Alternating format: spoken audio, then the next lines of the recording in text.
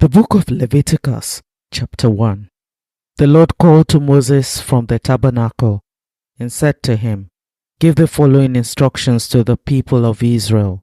When you present an animal as an offering to the Lord, you may take it from your herd of cattle or your flock of sheep and goats.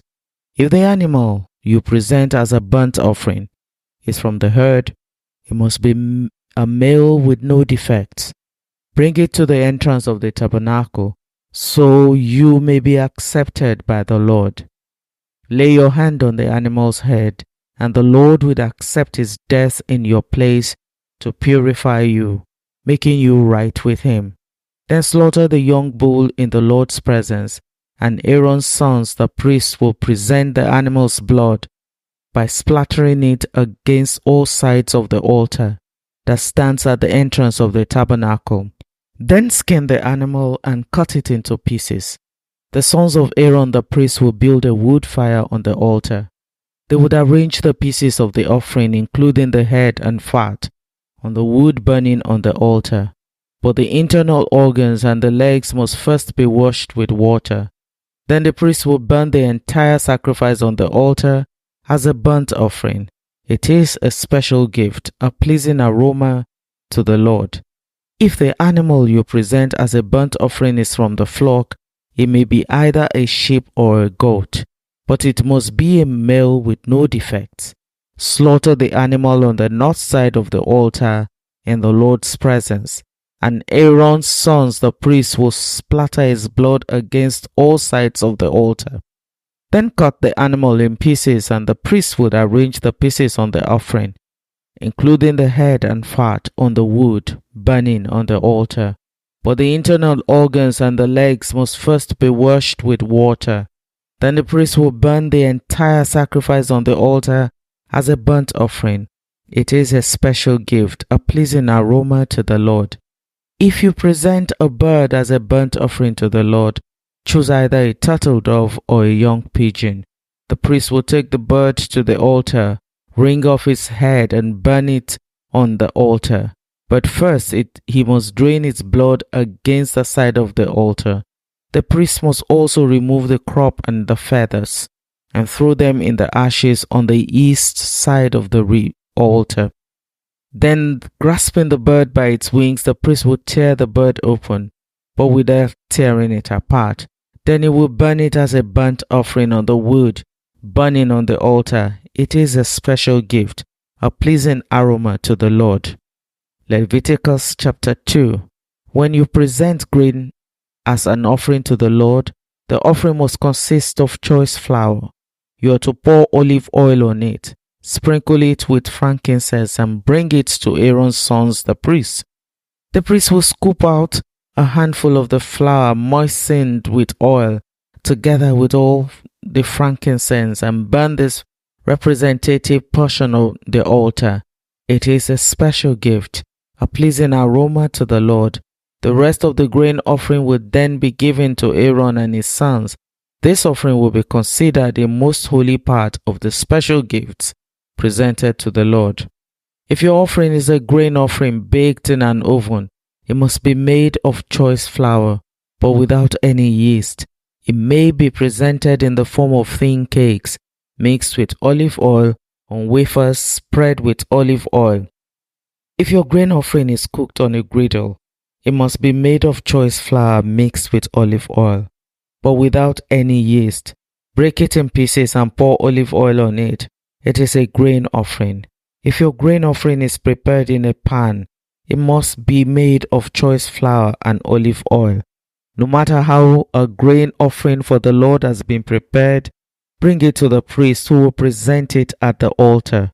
The priest will take a representative portion of the grain offering and burn it on the altar. It is a special gift, a pleasing aroma to the Lord. The rest of the grain offering will then be given to Aaron and his sons as their food. This offering will be considered a most holy part of the special gifts presented to the Lord. Do not use yeast in preparing any of the grain offerings you present to the Lord, because no yeast or honey may be burned as a special gift presented to the Lord.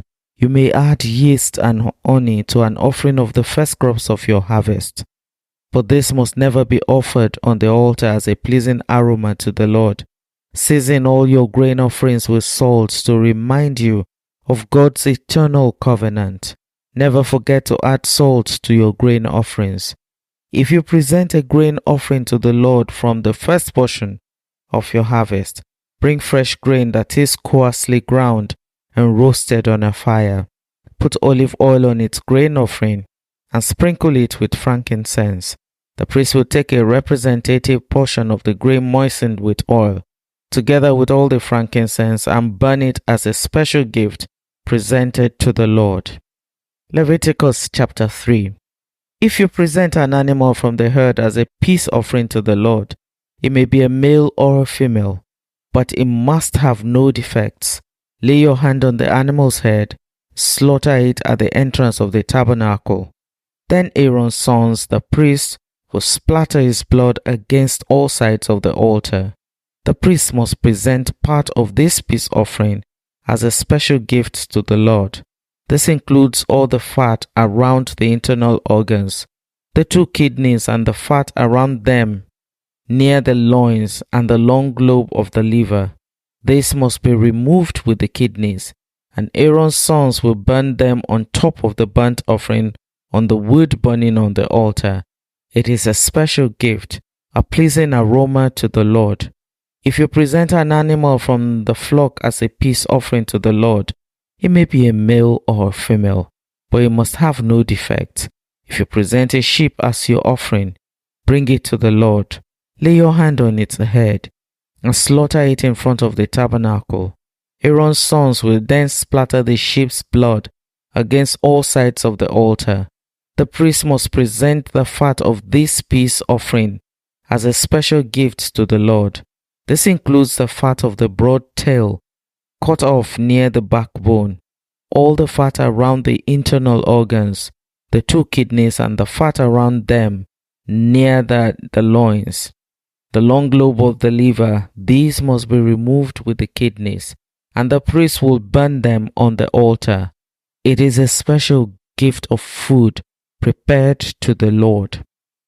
If you present a goat as your offering, bring it to the Lord. Lay your hand on its head and slaughter it in front of the tabernacle. Aaron's sons will then splatter the goat's blood against all sides of the altar. The priest must present part of this offering as a special gift to the Lord. This includes all the fat around the internal organs, the 2 kidneys and the fat around them near the loins, and the long lobe of the liver. These must be removed with the kidneys, and the priest will burn them on the altar. It is a special gift of food, a pleasing aroma to the Lord. All the fat belongs to the Lord. You must never eat any fat or blood. This is a permanent law for you, and it must be observed from generation to generation wherever you live. Leviticus chapter 4. Then the Lord said to Moses, "Give the following instructions to the people of Israel. This is how you are to deal with those who sin unintentionally by doing anything that violates one of the Lord's commands. If the priest sins, bringing guilt upon the entire community, he must give a sin offering for the sin he has committed. He must present to the Lord a young bull with no defect. He must bring the bull to the Lord at the entrance of the tabernacle, lay his hand on the bull's head, and slaughter it before the Lord. The high priest will then take some of the bull's blood into the tabernacle, dip his finger in the blood, and sprinkle it 7 times before the Lord in front of the inner curtain of the sanctuary. The priest will then put some of the blood on the horns of the altar for fragrant incense that stands in the Lord's presence inside the tabernacle. He will pour out the rest of the bull's blood at the base of the altar for burnt offerings at the entrance of the tabernacle. Then the priest must remove all the fat of the bull to be offered as a sin offering. This includes all the fat around the internal organs, the 2 kidneys and the fat around them near the loins, the long lobe of the liver. He must remove these along with the kidneys, just as he does with cattle offered as a peace offering, and burn them on the altar of burnt offerings. But he must take whatever is left of the bull, its hide, meat, head, legs, internal organs, and dung, and carry it away to a place outside the camp that is ceremonially clean, the place where the ashes are dumped. There on the ash heap, he will burn it on a wood fire. If the entire Israelite community sins by violating one of the Lord's commands, but the people don't realize it, they are still guilty. When they become aware of their sin, the people must bring a young bull as an offering for their sin and present it before the tabernacle. The elders of the community must then lay their hands on the bull's head and slaughter it before the Lord. The priest will then take some of the bull's blood into the tabernacle, dip his finger in the blood, and sprinkle it 7 times before the Lord in front of the inner curtain. He will then put some of the blood on the horns of the altar for fragrant incense that stands in the Lord's presence inside the tabernacle. He will pour out the rest of the blood at the base of the altar for burnt offerings at the entrance of the tabernacle. Then the priest must remove all the animal's fat and burn it on the altar, just as he does with the bull offered as a sin offering for the high priest. Through this process, the priest will purify the people, making them right with the Lord, and they will be forgiven. Then the priest must take what is left of the bull and carry it outside the camp and burn it there, just as is done with the sin offering for the high priest. This offering is for the sin of the entire congregation of Israel. If one of Israel's leaders sins by violating one of the commands of the Lord his God, but does not realize it, he is still guilty. When he becomes aware of his sin, he must bring as his offering a male goat with no defects. He must lay his hand on the goat's head and slaughter it at the place where burnt offerings are slaughtered before the Lord. This is an offering for his sin. Then the priest will dip his finger in the blood of the sin offering and put it on the horns of the altar for burnt offerings. He will pour out the rest of the blood at the base of the altar. Then he must burn all the goat's fat on the altar, just as he does with the peace offering. Through this process, the priest will purify the leader from his sin, making him right with the Lord, and he will be forgiven. If any of the common people sin by violating one of the Lord's commands, but they don't realize it, they are still guilty. When they become aware of their sin, they must bring an offering for their sin, a female goat with no defects. They must lay a hand on the head of the sin offering and slaughter it at the place where burnt offerings are slaughtered. Then the priest will dip his finger in the blood and put it on the horns of the altar for burnt offerings. He will pour out the rest of the blood at the base of the altar. Then he must remove all the goat's fat, just as he does with the fat of the peace offering. He will burn the fat on the altar, and it will be a pleasing aroma to the Lord. Through this process, the priest will purify the people, making them right with the Lord, and they will be forgiven. If the people bring a sheep as their sin offering, it must be a female with no defect. They must lay a hand on the head of the sin offering and slaughter it at the place where burnt offerings are slaughtered. Then the priest will dip his finger in the blood of the sin offering and put it on the horns of the altar for burnt offerings. He will pour the rest of the blood at the base of the altar. Then he must remove all the sheep's fat, just as he does with the fat of the sheep presented as a peace offering. He will burn the fat on the altar on top of the special gift presented to the Lord. Through this process, the priest will purify the people from their sin, making them right with the Lord, and they will be forgiven. Leviticus chapter 5. If you are called to testify about something you have seen or that you know about, it is sinful to refuse to testify, and you will be punished for your sin. Or suppose you unknowingly touch something that is ceremonially unclean, such as the carcass of an unclean animal. When you realize what you have done, you must admit your defilement and your guilt. This is true whether it is a wild animal or a domestic animal, or an animal that scurries along the ground. Or suppose you unknowingly touch something that makes a person unclean, When you realize what you have done, you must admit your guilt. Or suppose you make a foolish vow of any kind, whether its purpose is for good or for bad.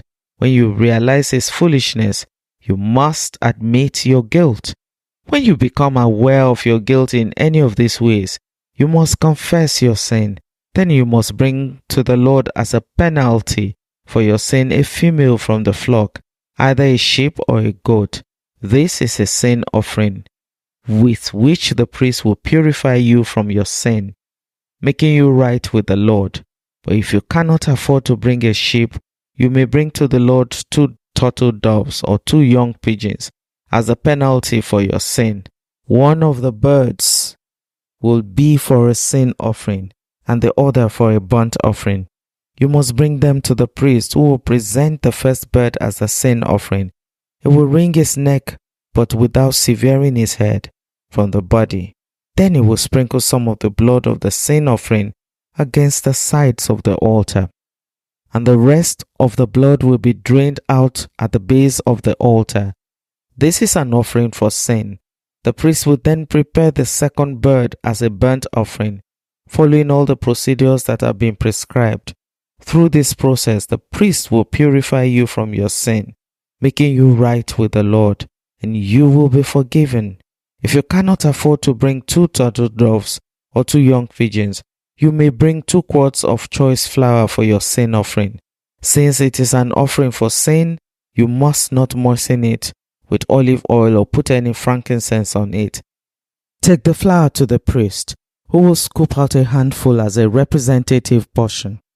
He will burn it on the altar on top of the special gifts presented to the Lord.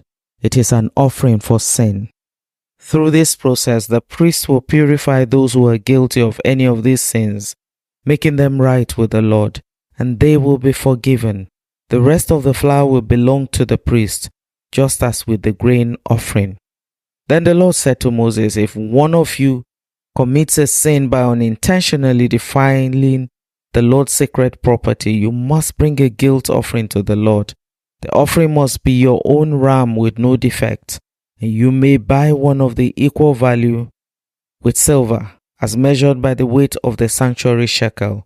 You must make restitution for the sacred property you have harmed by paying for the loss, plus an additional 20%.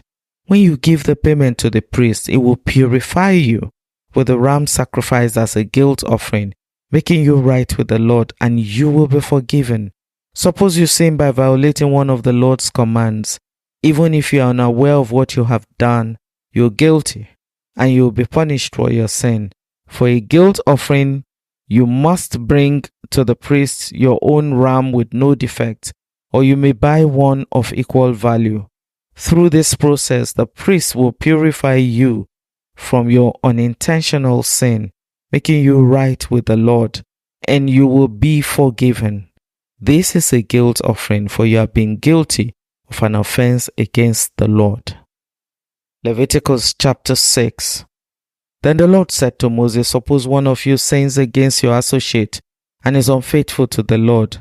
Suppose you cheat in a deal involving a security deposit, or you steal or commit fraud, or you find lost property and lie about it, or you lie while swearing to tell the truth, or you commit any other such sin. If you have sinned in any of these ways, you are guilty. You must give back whatever you stole, or the money you took by extortion, or the security deposit, or the lost property you found, or anything obtained by swearing falsely. You must make restitution by paying the full price, plus an additional 20% to the person you have harmed. On the same day, you must present a guilt offering. As a guilt offering to the Lord, you must bring to the priest your own ram with no defect. You may buy one of equal value. Through this process, the priest will purify you before the Lord, making you right with him, and you will be forgiven for any of these sins you have committed. Then the Lord said to Moses, give Aaron and his sons the following instructions regarding the burnt offering. The burnt offering must be left on top of the altar until the next morning, and the fire on the altar must be kept burning all night. In the morning, after the priest on duty has put on his official linen clothing and linen on the garment, he must clean out the ashes of the burnt offering and put them beside the altar. Then he must take off these garments, change back into his regular clothes, and carry the ashes outside the camp to a place that is ceremonially clean. Meanwhile, the fire on the altar must be kept burning.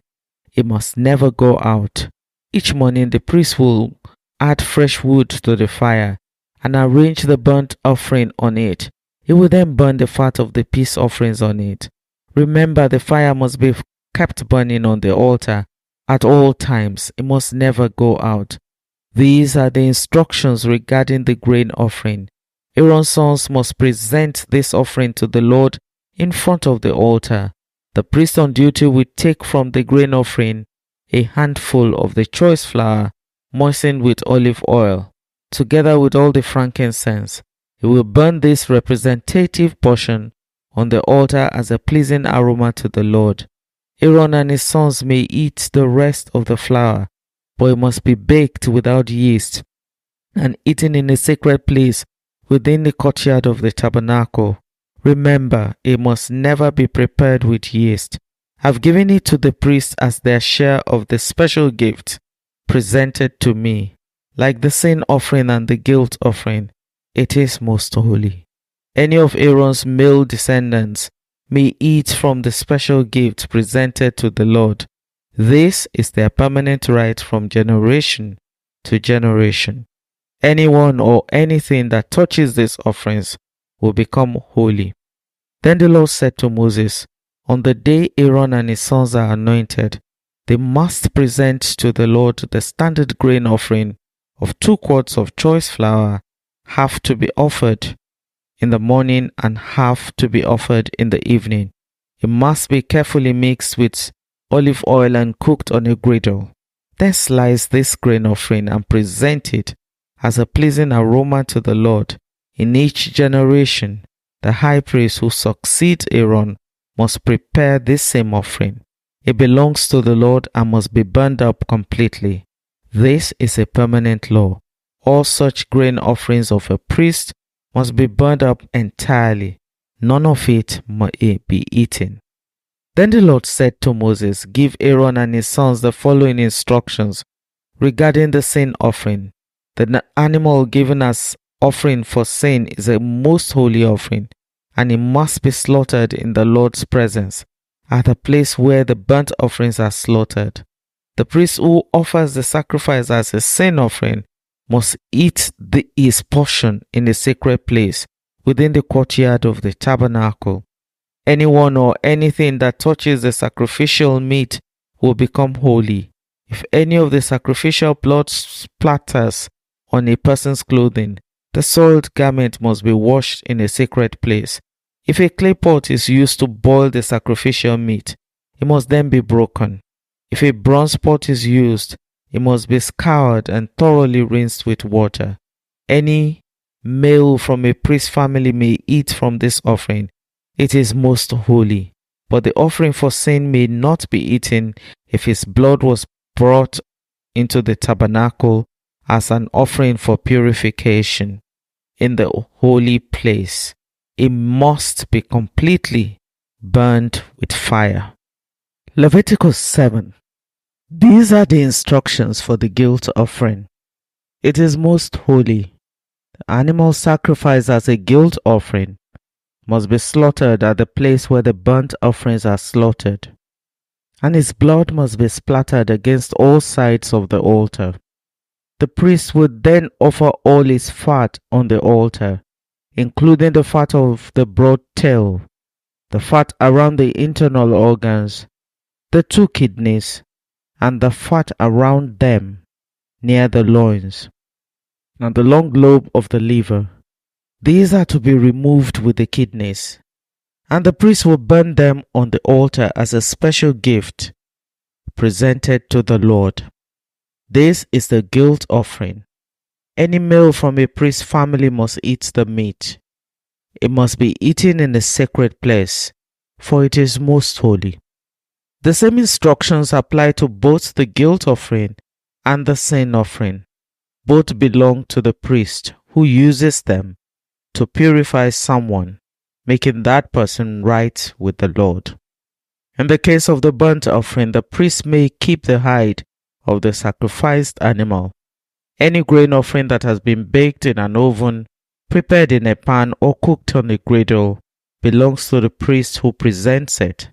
All the other grain offerings, whether made of dry flour or flour moistened with olive oil, are to be shared equally among all the priests, the descendants of Aaron. These are the instructions regarding the different kinds of peace offerings that may be presented to the Lord. If you present your peace offering as an expression of thanksgiving, the usual animal sacrifice must be accompanied by various kinds of bread made without yeast, thin cakes mixed with olive oil, wafers spread with oil, and cakes made of choice flour mixed with olive oil. This peace offering of thanksgiving must also be accompanied by loaves of bread made with yeast. One of each kind of bread must be presented as a gift to the Lord. It will then belong to the priest who splatters the blood of the peace offering against the altar. The meat of the peace offering of thanksgiving must be eaten on the same day it is offered. None of it may be saved for the next morning. If you bring an offering to fulfill a vow or a voluntary offering, the meat must be eaten on the same day the sacrifice is offered. But whatever is left over may be eaten on the second day. Any meat left over until the third day must be completely burned up. If any of the meat from the peace offering is eaten on the third day, the person who presented it will not be accepted by the Lord. You will receive no credit for offering it. By then the meat will be contaminated. If you eat it, you will be punished for your sin. Meat that touches anything ceremonially unclean may not be eaten. It must be completely burned up. The rest of the meat may be eaten, but only by the people who are ceremonially clean. If you are ceremonially unclean and you eat meat from a meat offering that was presented to the Lord, you will be cut off from the community. If you touch anything that is unclean, whether it is human defilement or an unclean animal or any other unclean detestable thing, and then eat meat from a peace offering presented to the Lord, you will be cut off from the community. Then the Lord said to Moses, "Give the following instructions to the people of Israel. You must never eat fat, whether from cattle, sheep, or goats. The fat of an animal found dead or torn to pieces by wild animals must never be eaten, though it may be used for any other purpose. Anyone who eats from the animal presented as a special gift to the Lord will be cut off from the community. No matter where you live, you must never consume the blood of any bird or animal. Anyone who consumes the blood will be cut off from the community." Then the Lord said to Moses, "Give the following instructions to the people of Israel. When you present a peace offering to the Lord, bring part of it as a gift to the Lord. Present it to the Lord with your own hands as a special gift to the Lord. Bring the fat of the animal together with the breast, and lift up the breast as a special offering to the Lord. Then the priest will burn the fat on the altar, but the breast will belong to Aaron and his descendants. Give the right thigh of your peace offering to the priest as a gift. The right thigh must always be given to the priest who offers the blood and the fat of the peace offering. For I have reserved the breast of the special offering and the right thigh of the sacred offering for the priest. It is a permanent right of Aaron and his descendants to share in the peace offerings brought by the people of Israel. This is their rightful share. The special gifts presented to the Lord have been reserved for Aaron and his descendants from the time they were set apart to serve the Lord as priests. On the day they were anointed, the Lord commanded the Israelites to give these portions to the priests as their permanent share from generation to generation. These are the instructions for the burnt offering, the grain offering, the sin offering, and the guilt offering. as well as the ordination offering and the peace offering. The Lord gave these instructions to Moses on Mount Sinai when he commanded the Israelites to present their offerings to the Lord in the wilderness of Sinai. Leviticus chapter 8. The Lord said to Moses, "Bring Aaron and his sons along with their sacred garments, the anointing oil, the bull for the sin offering, the 2 rams and the basket of bread made without yeast, and call the entire community of Israel together at the entrance of the tabernacle." So Moses followed the Lord's instructions, and the whole community assembled at the tabernacle entrance. Moses announced to them, "This is what the Lord has commanded us to do." Then he presented Aaron and his sons and washed them with water. He put the official tunic on Aaron and tied the sash around his waist. He dressed him in the robe, placed the ephod on him, and attached the ephod securely with his decorative sash. Then Moses placed the chestpiece on Aaron and put the Urim and the Thummim inside it. He placed the turban on Aaron's head and attached the gold medallion, the badge of holiness, the front of the turban, just as the Lord has commanded him. Then Moses took the anointing oil and anointed the tabernacle and everything in it, making them holy. He sprinkled the holy oil on the altar 7 times, anointing it with all its utensils, as well as the wash basin and his stand, making them holy. Then he poured some of the anointing oil on Aaron's head, anointing him and making him holy for his work. Next, Moses presented Aaron's sons. He clothed them in their tunics, tied their sashes around them, and put their special head coverings on them, just as the Lord has commanded him. Then Moses presented the bull for the sin offering. Aaron and his sons laid their hands on the bull's head, and Moses slaughtered it. Moses took some of the blood with his finger. He put it on the 4 horns on the altar to purify it. He poured out the rest of the blood at the base of the altar. Through this process, he made the altar holy by purifying it. Then Moses took all the fat around the internal organs, the long lobe of the liver, and the 2 kidneys, and the fat around them, and he burned it on the altar. He took the rest of the bull, including its hide, meat and dung, and burned it on a fire outside the camp, just as the Lord had commanded him. Then Moses presented the ram for the burnt offering. Aaron and his sons laid their hands on the ram's head, and Moses slaughtered it. Then Moses took the ram's blood and splattered it against all sides of the altar. Then he cut the ram in pieces, and he burned the head, some of its pieces, and the fat on the altar. After washing the internal organs and the legs with water, Moses burnt the entire ram on the altar as a burnt offering. It was a pleasing aroma, a special gift presented to the Lord, just as the Lord had commanded him. Then Moses presented the other ram, which was the ram of ordination. Aaron and his sons laid their hands on the ram's head, and Moses slaughtered it. Then Moses took some of its blood and applied it to the lobe of Aaron's right ear, the thumb of his right hand, and the big toe of his right foot. Next, Moses presented Aaron's sons and applied some of the blood to the lobes of their right ears, the thumbs of their right hands, and the big toes of their right feet. He then splattered the rest of the blood against all sides of the altar. Next, Moses took the fat, including the fat of the broad tail, the fat around the internal organs, the long lobe of the liver, and the 2 kidneys, and the fat around them, along with the right thigh. On top of these, he placed a thin cake of bread made without yeast, a cake of bread mixed with olive oil, and a wafer spread with olive oil. All these were taken from the basket of bread made without yeast that was placed in the Lord's presence. He put all this in the hands of Aaron and his sons, and he lifted these gifts as a special offering to the Lord.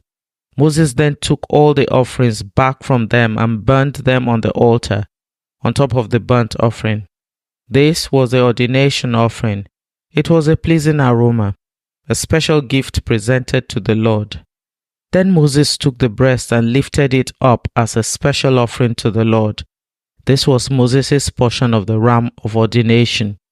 just as the Lord had commanded him. Next, Moses took some of the anointing oil and some of the blood that was on the altar, and he sprinkled them on Aaron and his garment and on his sons and their garments. In this way, he made Aaron and his sons and their garments holy. Then Moses said to Aaron and his sons, "Boil the remaining meat of the offerings at the tabernacle entrance, and eat it there, along with the bread that is in the basket of offerings for the ordination, just as I had commanded when I said, Aaron and his sons will eat it. Any meat or bread that is left over must then be burned up. You must not leave the tabernacle entrance for 7 days, for that is when the ordination ceremony will be completed.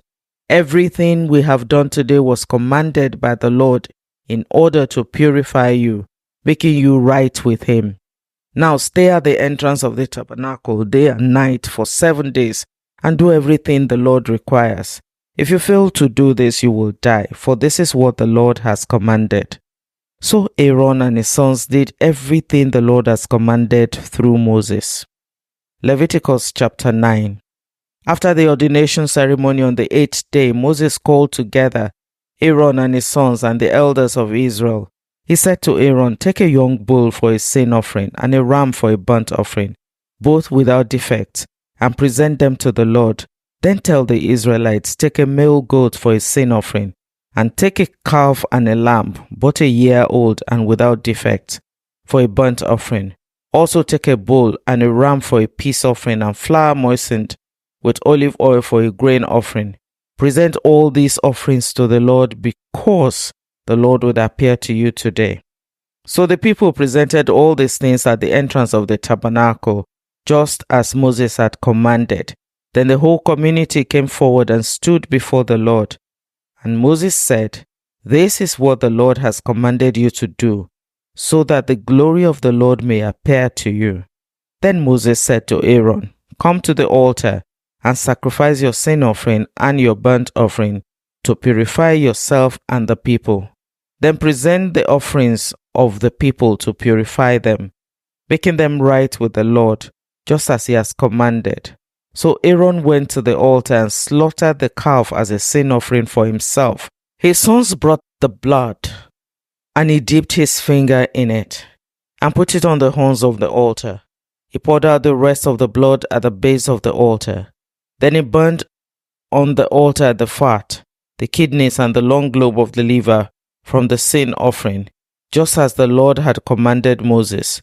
The meat and the hide, however, he burned outside the camp. Next, Aaron slaughtered the animal for the burnt offering. His sons brought him the blood, and he splattered it against all sides of the altar. Then they handed him each piece of the burnt offering, including the head, and he burned them on the altar. Then he washed the internal organs and the legs and burned them on the altar, along with the rest of the offering. Next, Aaron presented the offerings of the people. He slaughtered the people's goat and presented it as an offering for their sin, just as he has first done with the offering for his own sin. Then he presented the burnt offering and sacrificed it the prescribed way. He also presented the grain offering, burning a handful of the flour mixture on the altar, in addition to the regular burnt offering for the morning. Then Aaron slaughtered the bull and the ram for the people's peace offering. His sons brought him the blood, and he splattered it against all the sides of the altar. Then he took the fat of the bull and the ram, the fat of the broad tail, and from around the internal organs, along with the kidneys and the long lobes of the livers. He placed these fat portions on top of the breasts of these animals and burned them on the altar. Aaron then lifted up the breast and right thighs as a special offering to the Lord, just as Moses had commanded. After that, Aaron raised his hands toward the people and blessed them. Then, after presenting the sin offering, the burnt offering, and the peace offering, he stepped down from the altar. Then Moses and Aaron went into the tabernacle, and when they came back out, they blessed the people again, and the glory of the Lord appeared to the whole community. Fire blazed forth from the Lord's presence and consumed the burnt offering and the fat on the altar. When the people saw this, they shouted with joy and fell face down to the ground. Leviticus chapter 10. Aaron's sons Nadab and Abihu put coals of fire in their incense burners and sprinkled incense over them. In this way, they disobeyed the Lord by burning before him the wrong kind of fire, different from what he had commanded. So fire blazed forth from the Lord's presence and burned them up, and they died there before the Lord. Then Moses said to Aaron, "This is what the Lord meant when he said, I will display my holiness through those who come near me. I will display my glory before all the people." And Aaron was silent. Then Moses called for Mishael and Elzaphan, Aaron's cousins, the sons of Aaron's uncle Uzziah. He said to them, "Come forward and carry away the bodies of your relatives from in front of the sanctuary to a place outside the camp." So they came forward and picked them up by their garments and carried them out of the camp, just as Moses had commanded. Then Moses said to Aaron and his sons Eleazar and Ithamar, "Do not grieve by leaving your hair uncombed or by tearing your clothes. If you do, you will die, and the Lord's anger will strike the whole community of Israel. However, the rest of the Israelites, your relatives, may mourn because of the Lord's fiery destruction of Nadab and Abihu. But you must leave the entrance of the tabernacle, or you will die, for you have been anointed with the Lord's anointing oil." So they did as Moses commanded.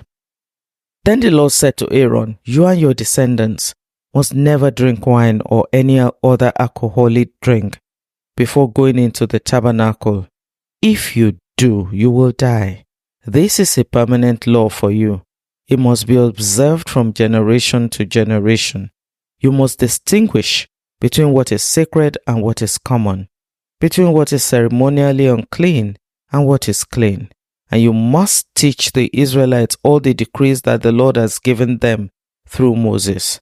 Then Moses said to Aaron and his remaining sons, Eleazar and Ithamar, "Take what is left of the grain offering after a portion that has been presented as a special gift to the Lord, and eat it beside the altar.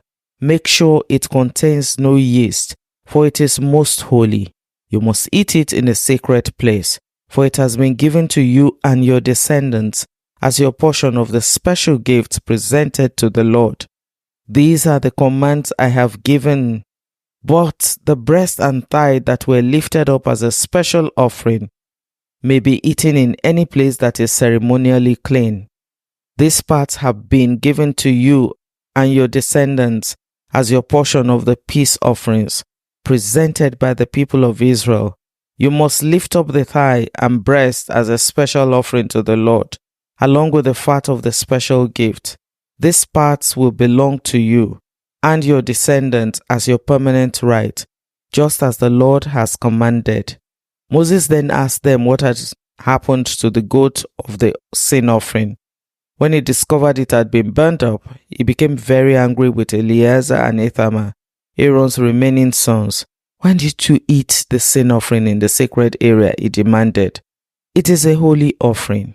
The Lord has given it to you to remove the guilt of the community and to purify the people, making them right with the Lord. Since the animal's blood was not brought into the holy place, you should have eaten the meat in the sacred area as I ordered you." Then Aaron answered Moses, "Today, my sons presented both their sin offering and their burnt offering to the Lord, and yet this tragedy has happened to me. If I had eaten the people's sin offering on such a tragic day as this, would the Lord have been pleased?" And when Moses heard this, he was satisfied. Leviticus chapter 11. Then the Lord said to Moses and Aaron, "Give the following instructions to the people of Israel. Of all the land animals, these are the ones you may use for food. You may eat any animal that has completely split hooves and chews the cord. You may not, however, eat the following animals that have split hooves or that chew the cord but not both. The camel chews the cord, but does not have split hooves, so it is ceremonially unclean for you. The hyrax chews the cord, but does not have split hooves, so it is unclean. The hare chews the cord, but does not have split hooves, so it is unclean. The pig has evenly split hooves, but does not chew the cord, so it is unclean. You may not eat the meat of these animals or even touch their carcasses. They are ceremonially unclean for you. Of all the marine animals, these are the ones you may use for food. You may eat anything from the water if it has both fins and scales, whether taken from salt water or from streams. But you must never eat animals from the sea or from rivers that do not have both fins and scales. They are detestable to you. This applies both to the little creatures that live in shallow water and to all creatures that live in deep water. They would always be detestable to you. You must never eat their meat or even touch their dead bodies. Any marine animal that does not have both fins and scales is detestable to you. These are the birds that are detestable to you. You must never eat them. The griffon vulture, the bearded vulture, the black vulture, the kite, falcons of all kinds, ravens of all kinds, the eagle owl, the short-eared owl, the seagull, hawks of all kinds, the little owl, the cormorant, the great owl, the barn owl, the desert owl, the Egyptian vulture, the stork, herons of all kinds, the hoopoe, and the bat. You must not eat winged insects that walk along the ground. They are detestable to you. You may, however, eat winged insects that walk along the ground and have jointed legs so they can jump. The insects you are permitted to eat include all kinds of locusts, bald locusts, crickets, grasshoppers. All other winged insects that walk along the ground are detestable to you. The following creatures will make you ceremonially unclean. If any of you touch their carcasses, you will be defiled until evening. If you pick up their carcasses, you must wash your clothes, and you will remain defiled until evening. Any animal that has split hooves that are not evenly divided or does not chew the cord is unclean for you. If you touch the carcasses of such an animal, you will be defiled. Of the animals that walk on all fours, those that have paws are unclean. If you touch the carcass of such an animal, you will be defiled until evening. If you pick his carcass, you must wash your clothes, and you will remain defiled until evening. The animals are unclean for you. Of all the small animals that scurry along the ground, these are unclean for you. The mole rat, the rat, large lizards of all kinds, the gecko, the monitor lizard, the common lizard, the sand lizard, the chameleon. All these small animals are unclean for you. If any of you touch the dead body of such an animal, you will be defiled until evening. If such an animal dies and falls on something, that object will be unclean. This is true whether the object is made of wood, cloth, leather, or burlap. Whatever its use, you must dip it in water, and it will remain defiled until evening. After that, it will be ceremonially clean and may be used again. If such an animal falls into a clay pot, everything in the pot will be defiled, and the pot must be smashed. If the water from such a container spills on any food, the food will be defiled, and any beverage in such a container will be defiled. Any object on which the carcass of such an animal falls will be defiled. If it is an oven or a hearth, it must be destroyed, for it is defiled, and you must treat it accordingly. However, if the carcass of such an animal falls into a spring or a cistern, the water will still be clean, but anyone who touches the carcass will be defiled. If the carcass falls on seed grain to be planted in the field, the seed will still be considered clean. But if the seed is wet when the carcass falls on it, the seed will be defiled. If an animal you are permitted to eat dies and you touch its carcass, you will be defiled until evening. If you eat any of its meat or carry away its carcass, you must wash your clothes, and you will remain defiled until evening. All small animals that scurry along the ground are detestable, and you must never eat them. This includes all animals that slither along on their bellies, as well as those with 4 legs and those with many feet. All such animals that scurry along the ground are detestable, and you must never eat them. Do not defile yourselves by touching them. You must not make yourselves ceremonially unclean because of them. For I am the Lord your God. You must consecrate yourselves and be holy, because I am holy. So do not defile yourselves with any of these small animals that scurry along the ground. For I, the Lord, am the one who brought you from the land of Egypt, that I may be your God. Therefore you must be holy, because I am holy. These are the instructions regarding land animals, birds, marine creatures, and animals that scurry along the ground. By these instructions you will know what is unclean and clean, and which animals may be eaten and which may not be eaten. Leviticus chapter 12. The Lord said to Moses, "Give the following instructions to the people of Israel. If a woman becomes pregnant and gives birth to a son, she will be ceremonially unclean for 7 days, just as she is unclean during a menstrual period. On the 8th day, the boy's foreskin must be circumcised. After waiting 33 days, she will be purified from the bleeding of childbirth. During this time of purification, she must not touch anything that is set apart as holy, and she must not enter the sanctuary until her time of purification is over. If a woman gives birth to a daughter, she will be ceremonially unclean for 2 weeks, just as she is unclean during her menstrual period. After waiting 66 days, she will be purified from the bleeding of childbirth. When the time of purification is completed, for either a son or a daughter, the woman must bring 1-year-old lamb for a burnt offering, and a young pigeon or turtle dove for a purification offering.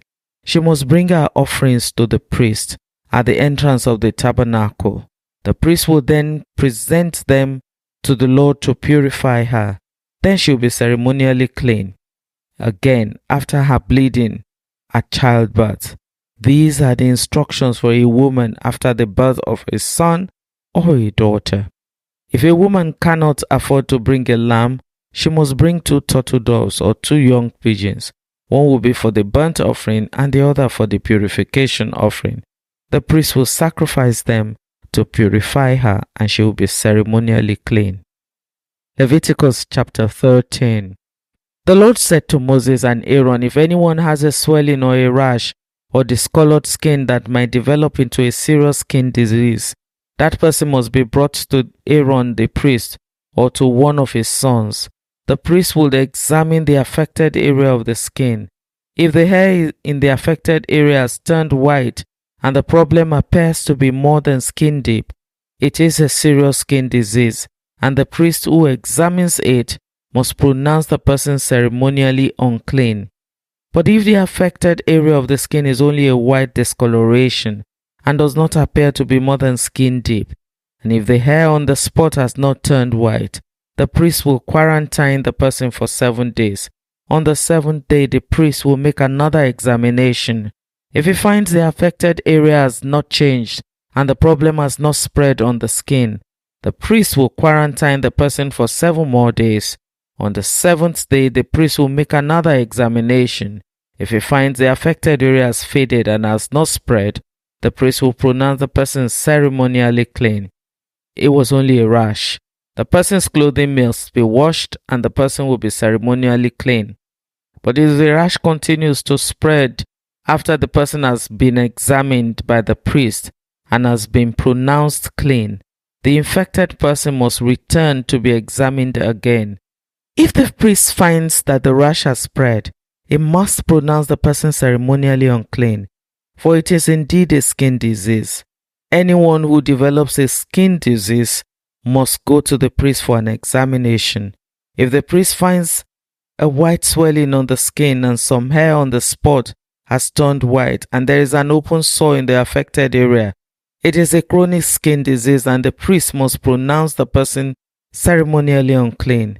In such cases, the person need not be quarantined, for it is obvious that the skin is defiled by the disease. Now suppose the disease has spread all over the person's skin, covering body from head to toe. When the priest examines the infected person and finds that the disease covers the entire body, he will pronounce the person ceremonially clean. Since the disease has turned completely white, the person is clean. But if any open sores appear, the infected person will be pronounced ceremonially unclean. The priest must make this pronouncement as soon as he sees an open sore, since open sores indicate the presence of a skin disease. However, if the open sores heal and turn white like the rest of the skin, the person must return to the priest for another examination. If the affected areas have indeed turned white, the priest then pronounced the person ceremonially clean by declaring, "You are clean." If anyone has a boil on the skin that has started to heal, but a white swelling or reddish white spot develops in its place, that person must go to the priest to be examined. If the priest examines it and finds it to be more than skin deep, and if the hair in the affected area has turned white, the priest must pronounce the person ceremonially unclean. The boil has become a serious skin disease, but if the priest finds no white hair on the affected area and the problem appears to be no more than skin deep and has faded, the priest must quarantine the person for 7 days. If during that time the affected skin area spreads on the skin, the priest must pronounce the person ceremonially unclean, because it is a serious disease. But if the area grows no larger and does not spread, it is merely the scar from the boil, and the priest will pronounce the person ceremonially clean. If anyone has suffered a burn on the skin and the burned area changes color, becoming either reddish white or shiny white, the priest must examine it.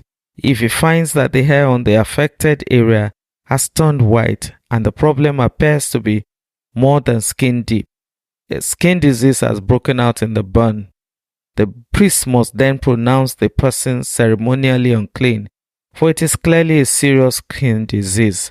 But if the priest finds no white hair on the affected area and the problem appears to be no more than skin deep and has faded, the priest must quarantine the infected person for 7 days. On the 7th day, the priest must examine the person again.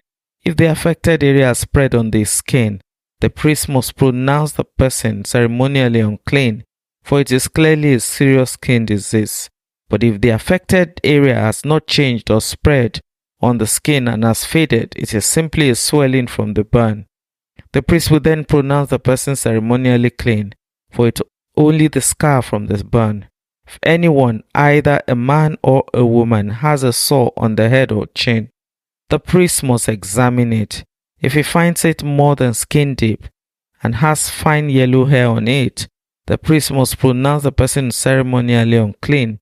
It is a scabious sore or the head of chin. If the priest examines the scabious sore and finds that it's only skin deep, but there is no black hair on it, he must quarantine the person for 7 days. On the 7th day, the priest must examine the sore again. If he finds that the scabious sore has not spread and there is no yellow hair on it, and it appears to only be skin deep, the person must shave off all hair except the hair on the affected area. Then the priest must quarantine the person for another 7 days. On the 7th day, he will examine the sore again. If it has not spread and appears to be no more than skin deep, the priest will pronounce the person ceremonially clean. The person's clothing will be washed and the person will be ceremonially clean. But if the scabious sore begins to spread after the person is pronounced clean, the priest must do another examination. If he finds that the sore has spread, the priest does not need to look for yellow hair. The infected person is ceremonially unclean. But if the color of the scabious sore does not change and the black hair has grown on it, it has healed. The priest will then pronounce the person ceremonially clean. If anyone, either man or woman, has a shiny white patches on the skin, the priest must examine the affected area. If he finds the shiny white patches are only pale white, this is a harmless skin rash, and the person is ceremonially clean. If a man loses his hair and his head becomes bald, he is ceremonially clean. And if he loses hair on his forehead and he simply has a bald forehead, he is still clean. However, if a reddish white sore appears on the bald area on top of his head or on his forehead, this is a skin disease. The priest must examine him, and if he finds swelling around the reddish white sore anywhere on the man's head and it looks like a skin disease, the man is indeed infected with a skin disease and is unclean. The priest must pronounce him ceremonially unclean because of the sore on his head. Those who suffer from a serious skin disease must tear their clothing and leave their hair uncombed. They must cover their mouth and call out, "Unclean, unclean."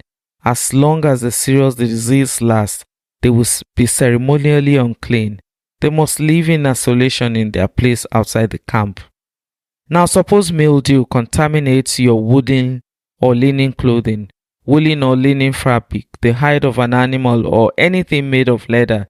If the contaminated area in the clothing, the animal hide, the fabric, or the leather article has turned greenish or reddish, it is contaminated with mildew and must be shown to the priest. After examining the affected spot, the priest will put the article in a quarantine for 7 days. On the 7th day, the priest must inspect it again. If the contaminated area has spread, the clothing or fabric or leather is clearly contaminated by a serious mildew and is ceremonially unclean. The priest must burn the item, the clothing, the woolen or linen fabric, or piece of leather, for it has been contaminated by a serious mildew. It must be completely destroyed by fire. But if the priest examines it and finds that the contaminated area has not spread in the clothing, the fabric, or the leather, the priest will order the object to be washed and then quarantined for 7 days. Then the priest must examine the object again. If he finds the contaminated area has not changed color after being washed, even if it did not spread, the object is defiled. It must be quickly burned, whether the contaminated spot is on the inside or outside. But if the priest examines it and finds the contaminated area has faded after being washed, he must cut the spot from the clothing, the fabric, or leather. If the spot later reappears on the clothing, the fabric, or the leather article, the mildew is clearly spreading and the contaminated object must be burnt up.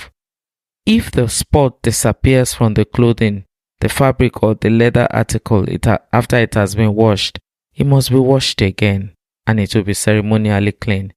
These are the instructions for dealing with mildew that contaminates woolen or linen clothing or fabric or anything made of leather. This is how the priest will determine whether these items are ceremonially clean or unclean. Leviticus chapter 14. And the Lord said to Moses, "The following instructions are for those seeking ceremonial purification from a skin disease. Those who have been healed must be brought to the priest, who will examine them at a place outside the camp. If the priest finds that someone has been healed of a serious skin disease, he will perform a purification ceremony using 2 live birds that are ceremonially clean, a stick of cedar, some scarlet yarn, and a hyssop branch. The priest will order that 1 bird be slaughtered over a clay pot filled with fresh water. He will take the live bird, the cedar stick, the scarlet yarn, and the hyssop branch, and dip them into the blood of the bird that was slaughtered over the fresh water. The priest will then sprinkle the blood of the dead bird 7 times on the person being purified of the skin disease. When the priest has purified the person, he will release the live bird in the open field to fly away. The persons being purified must then wash their clothes, shave off all their hair, and bathe themselves in water. Then they will be ceremonially clean and may return to the camp. However, they must remain outside their tent for 7 days. On the 7th day, they must again shave all the hair from their heads, including the hair on the beard and eyebrows. They must also wash their clothes and bathe themselves in water. Then they will be ceremonially clean. On the 8th day, each person being purified must bring 2 male lambs and 1-year-old female lamb, all with no defects, along with a grain offering of 6 quarts of choice flour moistened with olive oil and a cup of olive oil. Then the officiating priest will present that person for purification, along with the offerings, before the Lord at the entrance of the tabernacle. The priest will take one of the male lambs and the olive oil and present them as a guilt offering, lifting them up as a special offering before the Lord. He will then slaughter the male lamb in the sacred area where sin offerings and burnt offerings are slaughtered. As with the sin offering, the guilt offering belongs to the priest. It is a most holy offering. The priest will then take some of the blood of the guilt offering and apply it to the lobe of the right ear, the thumb of the right hand, and the big toe of the right foot of the person being purified. Then the priest will pour some of the olive oil into the palm of his own left hand. He will dip his right finger into the oil in his palm and sprinkle some of it with his finger 7 times before the Lord. The priest will then apply some of the oil in his palm over the blood from the guilt offering that is on the lobe of the right ear, the thumb of the right hand, and the big toe of the right foot of the person being purified. The priest will apply oil. The priest will then apply some of the oil in his palm over the blood from the guilt offering that is on the lobe of the right ear, the thumb of the right hand, and the big toe of the right foot of the person being purified. The priest will apply the oil remaining in his hand to the head of the person being purified. Through this process, the priest will purify the person before the Lord. Then the priest must present the sin offering to purify the person who was cured of the skin disease. After that, the priest will slaughter the burnt offering and offer it on the altar along with the grain offering. Through this process, the priest will purify the person who was healed, and the person will be ceremonially clean. But anyone who is too poor and cannot afford these offerings may bring 1 male lamb for a guilt offering to be lifted up as a special offering for purification. The person must also bring 2 quarts of choice flour moistened with olive oil for the grain offering and a cup of olive oil. The offering must also include 2 turtle doves or 2 young pigeons, whichever the person can afford. One of the pair must be used for the sin offering and the other for a burnt offering. On the 8th day of the purification ceremony, the person being purified must bring the offerings to the priest in the Lord's presence at the entrance of the tabernacle. The priest will take the lamb for the guilt offering along with the olive oil and lift them up as a special offering to the Lord. Then the priest will slaughter the lamb for the guilt offering. He will take some of its blood and apply it to the lobe of the right ear, the thumb of the right hand, and the big toe of the right foot of the person being purified. The priest would also pour some of the olive oil into the palm of his own left hand. He would dip his right finger into the oil in his palm and sprinkle some of it 7 times before the Lord. The priest will then apply some of the oil in his palm over the blood from the guilt offering that is on the lobe of the right ear, the thumb of the right hand, and the big toe of the right foot of the person being purified. The priest would apply the oil remaining in his hand to the head of the person being purified. Through this process, the priest will purify the person before the Lord. Then the priest will offer the 2 turtle doves or the 2 young pigeons whichever the person can afford. One of them is for a sin offering and the other for a burnt offering, to be presented along with the grain offering. Through this process, the priest will purify the person before the Lord. These are the instructions for purification for those who have recovered from a serious skin disease but who cannot afford to bring the offerings normally required for the ceremony or purification. Then the Lord said to Moses and Aaron, "When you arrive in Canaan, the land I'm giving you as your own possession, I may contaminate some of the houses in your land with mildew. The owner of such a house must then go to the priest and say, 'It appears that my house has some kind of mildew.' Before the priest goes in to inspect the house, he must have the house emptied so nothing inside it will be pronounced ceremonially unclean. Then the priest will go in and examine the mildew on the walls. If he finds greenish or reddish streaks and the contamination appears to go deeper than the wall's surface, the priest will step outside the door and put the house in quarantine for 7 days. On the 7th day, the priest must return for another inspection. If he finds that the mildew on the walls of the house has spread, the priest must order that the stones from those areas be removed. The contaminated material will then be taken outside the town to an area designated as ceremonially unclean. Next, the inside walls of the entire house must be scraped thoroughly and the scrapings dumped in the unclean place outside the town. Other stones will be brought in to replace the ones that were removed, and the walls will be replastered. But if the mildew reappears after all the stones have been replaced and the house has been scraped and replastered, the priest must return and inspect the house again. If he finds that the mildew has spread, the walls are clearly contaminated with serious mildew, and the house is defiled, it must be torn down, and all its stones, timbers, and plaster must be carried out of town to the place designated as ceremonially unclean.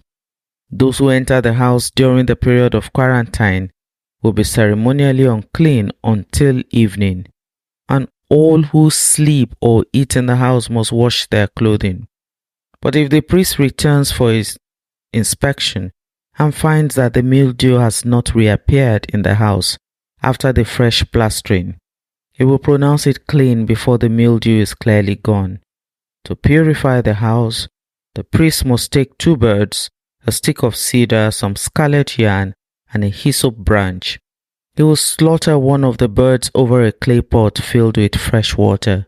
He will take the cedar stick, the hyssop branch, the scarlet yarn, and the live bird and dip them into the blood of the slaughtered bird and into the fresh water. Then he will sprinkle the house 7 times. When the priest has purified the house in exactly this way, he will release the live bird in the open fields outside the town. Through this process, the priest will purify the house and it will be ceremonially clean. These are the instructions for dealing with serious skin diseases, including scabies, sores, and mildew, whether on clothing or in her house, and a swelling on the skin, a rash or discolored skin. This procedure will determine whether a person or object is ceremonially clean or unclean. These are the instructions regarding skin diseases and mildew. Leviticus 15. Then the Lord said to Moses and Aaron, "Give the following instructions to the people of Israel. Any man who has a bodily discharge is ceremonially unclean. This defilement is caused by his discharge, whether the discharge continues or stops. In either case, the man is unclean. Any bed on which the man with the discharge lies and anything on which he sits will be ceremonially unclean. So if you touch the man's bed, you must wash your clothes and bathe yourself in water, and you will remain unclean until evening. If you sit where the man with the discharge has sat, you must wash your clothes and bathe yourself in water, and you will remain unclean till evening. If you touch the man with the discharge, You must wash your clothes and bathe yourself in water, and you will remain unclean until evening. If the man spits on you, you must wash your clothes and bathe yourself in water, and you will remain unclean until evening. Any saddle blanket on which the man rides will be ceremonially unclean. If you touch anything that was under the man, you will be unclean until evening. You must wash your clothes and bathe yourself in water, and you will remain unclean until evening. If the man touches you without first rinsing his hands, you must wash your clothes and bathe yourself in water, and you will remain unclean until evening. Any clay pot the man touches must be broken, and any wooden utensil he touches must be rinsed with water. When the man with the discharge is healed, he must count off 7 days for the period of purification.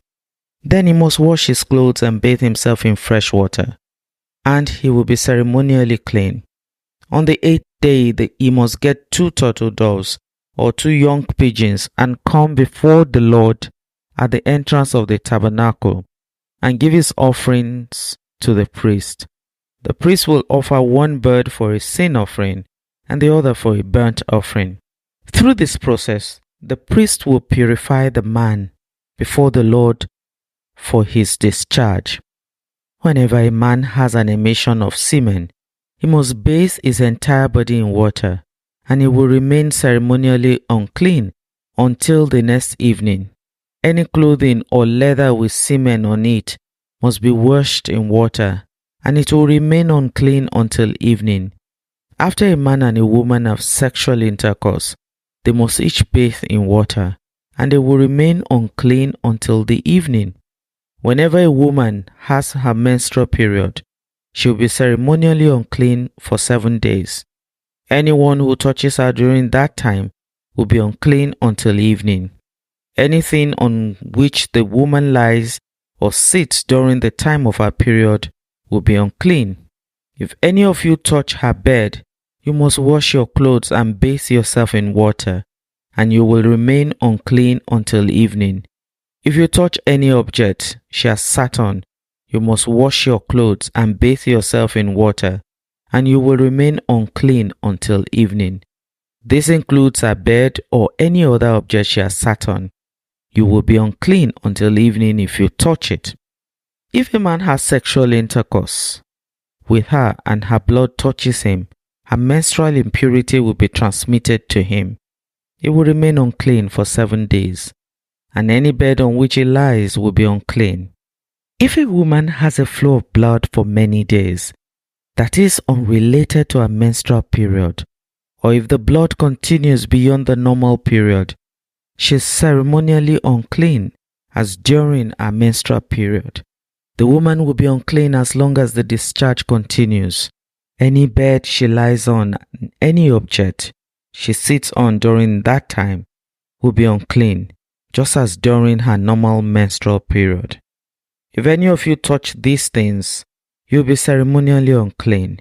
You must wash your clothes and bathe yourself in water, and you will remain unclean until evening. When the woman's bleeding stops, she must count off 7 days. Then she will be ceremonially clean. On the 8th day, she must bring 2 turtle doves or 2 young pigeons and present them to the priest at the entrance of the tabernacle. The priest would offer one for a sin offering and the other for a burnt offering. Through this process, the priest will purify her before the Lord for the ceremonial impurity caused by her bleeding. This is how you will guard the people of Israel from ceremonial uncleanness. Otherwise they will die, for their impurity will defile my tabernacle that stands among them. These are the instructions for dealing with anyone who has a bodily discharge, a man who is unclean because of an emission of semen, or a woman during a menstrual period. It applies to any man or woman who has a bodily discharge, and to a man who has sexual intercourse with a woman who is ceremonially unclean. Leviticus chapter 16. The Lord spoke to Moses after the death of Aaron's 2 sons, who died after they entered the Lord's presence and burned the wrong kind of fire before him. The Lord said to Moses, "Warn your brother Aaron not to enter the most holy place behind the inner curtain whenever he chooses. If he does, he will die. For the ark's cover, the place of atonement, is there, and I myself am present in the cloud above the atonement cover. When Aaron enters the sanctuary area, he must follow these instructions fully. He must bring a young bull for his sin offering and a ram for a burnt offering. He must put on his linen tunic and the linen undergarment worn next to his body. He must tie the linen sash around his waist and put the linen turban on his head. These are sacred garments, so he must bathe himself in water before he puts them on. Aaron must take from the community of Israel 2 male goats for a sin offering and a ram for a burnt offering. Aaron will present his own bull as a sin offering to purify himself and his family, making them right with the Lord. Then he must take the 2 male goats and present them to the Lord at the entrance of the tabernacle. He is to cast sacred lots to determine which goat will be reserved as an offering to the Lord and which will carry the sins of the people to the wilderness of Azazel. Aaron will then present as a sin offering the goat chosen by Lot for the Lord. The other goat, the scapegoat chosen by Lot to be sent away, will be kept alive, standing before the Lord. When it is sent away to Azazel in the wilderness, the people will be purified and made right with the Lord. Aaron will present his own bull as a sin offering to purify himself and his family, making them right with the Lord. After he has slaughtered the bull as a sin offering, he will fill an incense burner with burning coals from the altar that stands before the Lord. Then he will take 2 handfuls of fragrant powdered incense and will carry the burner and the incense behind the inner curtain. There in the Lord's presence, he will put the incense on the burning coals so that a cloud of incense will rise over the ark's cover, the place of atonement that rests on the ark of the covenant. If he follows these instructions, he will not die. Then he must take some of the blood of the bull, dip his finger in it, and sprinkle it on the east side of the atonement cover. He must sprinkle blood 7 times with his finger in front of the atonement cover.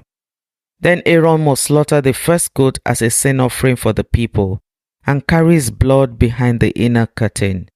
There he will sprinkle the goat's blood over the atonement cover and in front of it, just as he did with the bull's blood. Through this process, he will purify the most holy place, and he will do the same for the entire tabernacle. Because of the defiling sin and rebellion of the Israelites, no one else is allowed inside the tabernacle when Aaron enters it for the purification ceremony in the most holy place.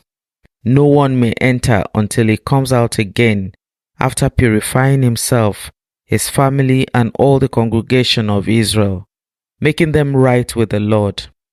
Then Aaron will come out to purify the altar that stands before the Lord. He will do this by taking some of the blood from the bull and the goat and by putting it on each of the horns of the altar. Then he must sprinkle the blood with his fingers 7 times over the altar. In this way, he will cleanse it from Israel's defilement and make it holy. When Aaron has finished purifying the most holy place and the tabernacle and the altar, he must present the live goat. He will lay both of his hands on the goat's head and confess over it the wickedness, rebellion, and sins of the people of Israel. In this way, he will transfer the people's sin to the head of the goat. Then a man specially chosen for this task will drive the goat into the wilderness. As the goat goes into the wilderness, it will carry all the people's sins upon itself into a desolate land. When Aaron goes back into the tabernacle, he must take off the linen garment he was wearing when he entered the most holy place, and he must leave the garments there. Then he must bathe himself with water in a sacred place, put on his regular garments, and go out to sacrifice a burnt offering for himself and a burnt offering for the people. Through this process, he will purify himself and the people, making them right with the Lord. He must then burn all the fat of the sin offering on the altar. The man chosen to drive the scapegoat into the wilderness of Azazel must wash his clothes and bathe himself in water. Then he may return to the camp. The bull and the goat presented as sin offerings, whose blood Aaron takes into the most holy place for the purification ceremony, will be carried outside the camp. The animal's hides, internal organs, and dung are all to be burned. The man who burns them must wash his clothes and bathe himself in water before returning to the camp. On the 10th day of the appointed month in the early autumn, you must deny yourselves. Neither native-born Israelites nor foreigners living among you may do any kind of work. This is a permanent law for you. On that day, offerings of purification will be made for you, and you will be purified in the Lord's presence from all your sins. It will be a Sabbath day of complete rest for you, and you must deny yourselves. This is a permanent law for you. In future generations, the purification ceremony will be performed by the priest who has been anointed and ordained to serve as high priest in place of his ancestor Aaron. He will put on the holy linen garments and purify the most holy place, the tabernacle, the altar, the priest, and the entire congregation. This is a permanent law for you, to purify the people of Israel from their sins, making them right with the Lord once each year. Moses followed all these instructions exactly as the Lord had commanded him. Leviticus 17. Then the Lord said to Moses, "Give the following instructions to Aaron and his sons, and all the people of Israel. This is what the Lord has commanded. If any native Israelite sacrifices a bull or a lamb or a goat anywhere inside or outside the camp, instead of bringing it to the entrance of the tabernacle to present it as an offering to the Lord, that person will be as guilty as a murderer. Such a person has shed blood and will be cut off from the community." The purpose of this rule is to stop the Israelites from sacrificing animals in the open fields. It would ensure that they bring their sacrifices to the priest at the entrance of the tabernacle, so he can present them to the Lord as peace offerings. Then the priest will be able to splatter the blood against the Lord's altar at the entrance of the tabernacle, and he will burn the fat as a pleasing aroma to the Lord. The people must no longer be unfaithful to the Lord by offering sacrifices to the goat idols. This is a permanent law for them, to be observed from generation to generation. Give them this command as well. If a native Israelite or foreigner living among you offers a burnt offering or sacrifice, but does not bring it to the entrance of the tabernacle to offer it to the Lord, that person will be cut off from the community. And if any native Israelite or foreigner living among you eats or drinks blood in any form, I will turn against that person and cut him off from the community of your people. For the life of the body is in its blood. I have given you the blood on the altar to purify you, making you right with God. It is the blood given in exchange for a life that makes purification possible. That is why I have said to the people of Israel, you must never eat or drink blood, neither you nor the foreigners living among you. And if any native Israelite or foreigner living among you goes hunting and kills an animal or bird that is approved for eating, he must drain its blood and cover it with earth. The life of every creature is in its blood. That is why I have said to the people of Israel, you must never eat or drink blood, for the life of any creature is in its blood. So whoever consumes blood will be cut off from the community. And if any native-born Israelites or foreigners eat the meat of an animal that died naturally or was torn up by wild animals, they must wash their clothes and bathe themselves in water. They will remain ceremonially unclean until evening, but then they will be clean. But if they do not wash their clothes and bathe themselves, they will be punished for their sin. Leviticus chapter 18. Then the Lord said to Moses, "Give the following instructions to the people of Israel. I am the Lord your God, so do not act like the people in Egypt, where you used to live, or like the people of Canaan, where I am taking you. You must not imitate their way of life. You must obey all my regulations and be careful to obey my decrees. For I am the Lord your God. If you obey my decrees and my regulations, you will find life through them. I am the Lord. You must never have sexual relations with a close relative, for I am the Lord. Do not violate your father by having sexual relations with your mother. She is your mother. You must not have sexual relations with her. Do not have sexual relations with any of your father's wives, for this will violate your father. Do not have sexual relations with your sister or half-sister, whether she is your father's daughter or your mother's daughter, whether she was born in your household or someone else's.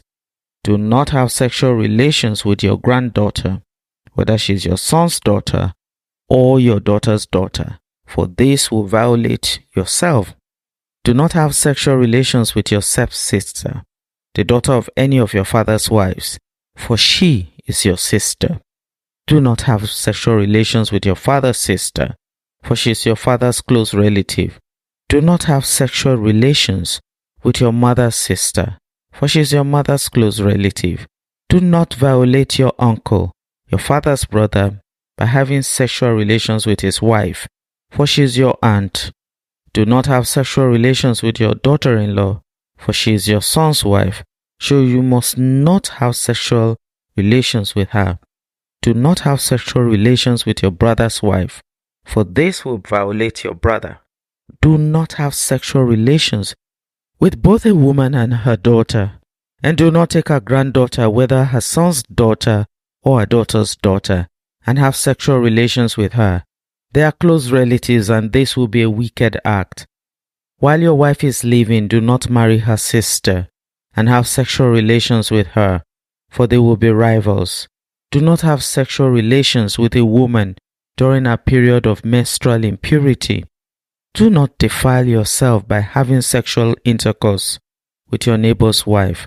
Do not permit any of your children to be offered as a sacrifice to Molech, for you must not bring shame on the name of God. I am the Lord. Do not practice homosexuality, having sex with another man as with a woman. It is a detestable sin. A man must not defile himself by having sex with an animal, and a woman must not offer herself to a male animal to have intercourse with it. This is a perverse act. Do not defile yourself in any of these ways, for the people I'm driving out before you have defiled themselves in all these ways, because the entire land has become defiled. I'm punishing the people who live there. I will cause the land to vomit them out. You must obey all my decrees and regulations. You must not commit any of this detestable sin. This applies both to native-born Israelites and to the foreigners living among you. All these detestable activities are practiced by the people of the land where I'm taking you, and this is how the land has become defiled.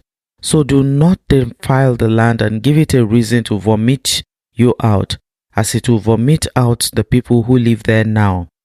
Whoever commits any of these detestable sins will be cut off from the community of Israel. So obey my instructions and do not defile yourselves by committing any of these detestable practices that were committed by the people who lived in the land before you. I am the Lord your God. Leviticus chapter 19. The Lord also said to Moses, "Give the following instructions to the entire community of Israel. You must be holy, because I, the Lord your God, am holy. Each of you must show great respect for your mother and father. You must always observe my Sabbath days of rest. I am the Lord your God. Do not put your trust in idols or make metal images of gods for yourselves. I am the Lord your God. When you sacrifice a peace offering to the Lord, offer it properly so you'll be accepted by God. The sacrifice must be eaten on the same day you offer it, or on the next day.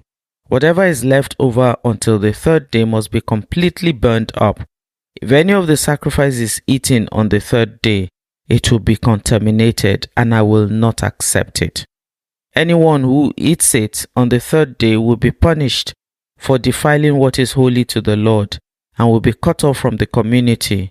When you harvest the crops of your land, do not harvest the grain along the edges of the fields. Do not pick up what the harvesters drop. It is the same with your grape crop. Do not strip every last bunch of grapes from the vines, and do not pick up the grapes that fall to the ground. Leave them for the poor and the foreigners living among you. I am the Lord your God. Do not steal. Do not deceive or cheat one another. Do not bring shame on the name of your God by using it to swear falsely. I am the Lord. Do not defraud or rob your neighbor. Do not make your hired workers wait until the next day to receive their pay. Do not insult the deaf or cause the blind to stumble. You must fear your God. I am the Lord. Do not twist justice in legal matters by favoring the poor or being partial to the rich and powerful. Always judge people fairly. Do not spread slanderous gossip among your people. Do not stand idly by when your neighbor's life is threatened. I am the Lord. Do not nurse hatred in your heart for any of your relatives. Confront people directly so you will not be held guilty for their sin. Do not seek revenge or bear a grudge against a fellow Israelite, but love your neighbor as yourself. I am the Lord. You must obey all my decrees. Do not mate two different kinds of animals. Do not plant your field with two different kinds of seed. Do not wear clothing woven from two different kinds of thread. If a man has sex with a slave girl whose freedom has never been purchased, but who is committed to becoming another man's wife, he must pay full compensation to her master. But since she is not a free woman, neither the man nor the woman will be put to death. The man, however, must bring a ram as a guilt offering and present it to the Lord at the entrance of the tabernacle. The priest will then purify him before the Lord with a ram of the guilt offering, and the man's sin will be forgiven. When you enter the land and plant fruit trees, leave the fruit unharvested for the first 3 years and consider it forbidden. Do not eat it. In the 4th year, the entire crop must be consecrated to the Lord as a celebration of praise. Finally, in the 5th year, you may eat the fruit. If you follow this pattern, your harvest will increase. I am the Lord. Do not eat meat that has not been drained of its blood. Do not practice fortune-telling or witchcraft. Do not trim off the hair on your temples or trim your beards. Do not cut your bodies for the dead, and do not mark your skin with tattoos. I am the Lord. Do not defile your daughter by making her a prostitute, or the land will be filled with prostitution and wickedness. Keep my Sabbath days of rest and show reverence toward my sanctuary. I am the Lord. Do not defile yourselves by turning to mediums or to those who consult the spirits of the dead. I am the Lord your God. Stand up in the presence of the elderly and show respect for the aged. Fear your God. I am the Lord. Do not take advantage of foreigners who live among you in your land. Treat them like native-born Israelites and love them as you love yourself. Remember that you were once foreigners living in the land of Egypt. I am the Lord your God. Do not use dishonest standards when measuring length, weight, or volume. Your scales and weights must be accurate. Your containers for measuring dry materials or liquids must be accurate. I am the Lord your God who brought you out of the land of Egypt. You must be careful to keep all my decrees and regulations by putting them into practice. I am the Lord. Leviticus chapter 20. The Lord said to Moses, "Give the people of Israel these instructions, which apply both to native Israelites and to the foreigners living in Israel. If any of them offer their children as a sacrifice to Molech, they must be put to death. The people of the community must stone them to death. I myself will turn against them and cut them off from the community, because they have defiled my sanctuary and brought shame on my holy name by offering their children to Molech. And if the people of the community ignore those who offer their children to Molech and refuse to execute them, I myself will turn against them and their families and will cut them off from the community. This will happen to all who commit spiritual prostitution by worshipping Molech. I would also turn against those who commit spiritual prostitution by putting their trust in mediums or in those who consult the spirits of the dead. I will cut them off from the community. So set yourselves apart to be holy, for I am the Lord your God. Keep all my decrees by putting them into practice, for I am the Lord who makes you holy. Anyone who dishonors father or mother must be put to death. Such a person is guilty of a capital offense. If a man commits adultery with his neighbor's wife, both the man and the woman who have committed adultery must be put to death. If a man violates his father by having sex with one of his father's wives, both the man and the woman must be put to death, for they are guilty of a capital offense. If a man has sex with his daughter-in-law, both must be put to death. They have committed a perverse act and are guilty of a capital offense. If a man practices homosexuality, having sex with another man as with a woman, both men have committed a detestable act. They must be put to death, for they are guilty of a capital offense. If a man marries both a woman and her mother, he has committed a wicked act. The man and both women must be burned to death to wipe out such wickedness from among you. If a man has sex with an animal, he must be put to death, and the animal must be killed. If a woman presents herself to a male animal to have intercourse with it, she and the animal must both be put to death. You must kill both, for they are guilty of a capital offense. If a man marries his sister, the daughter of either his father or his mother, and they have sexual relations, it is a shameful disgrace. They must be publicly cut off from the community. Since the man has violated his sister, he will be punished for his sin.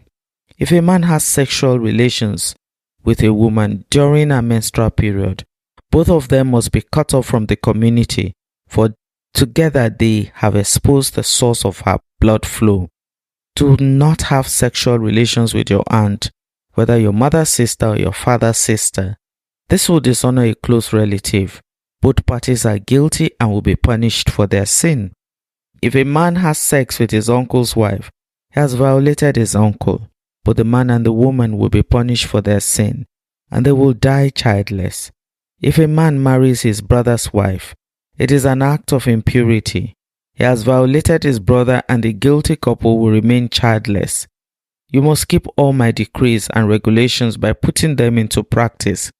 Otherwise, the land to which I am bringing you as your new home will vomit you out. Do not live according to the customs of the people I am driving out before you. It is because they do these shameful things that I detest them. But I have promised you, you will possess their land, because I will give it to you as your possession, a land flowing with milk and honey. I am the Lord your God, who has set you apart from all other people.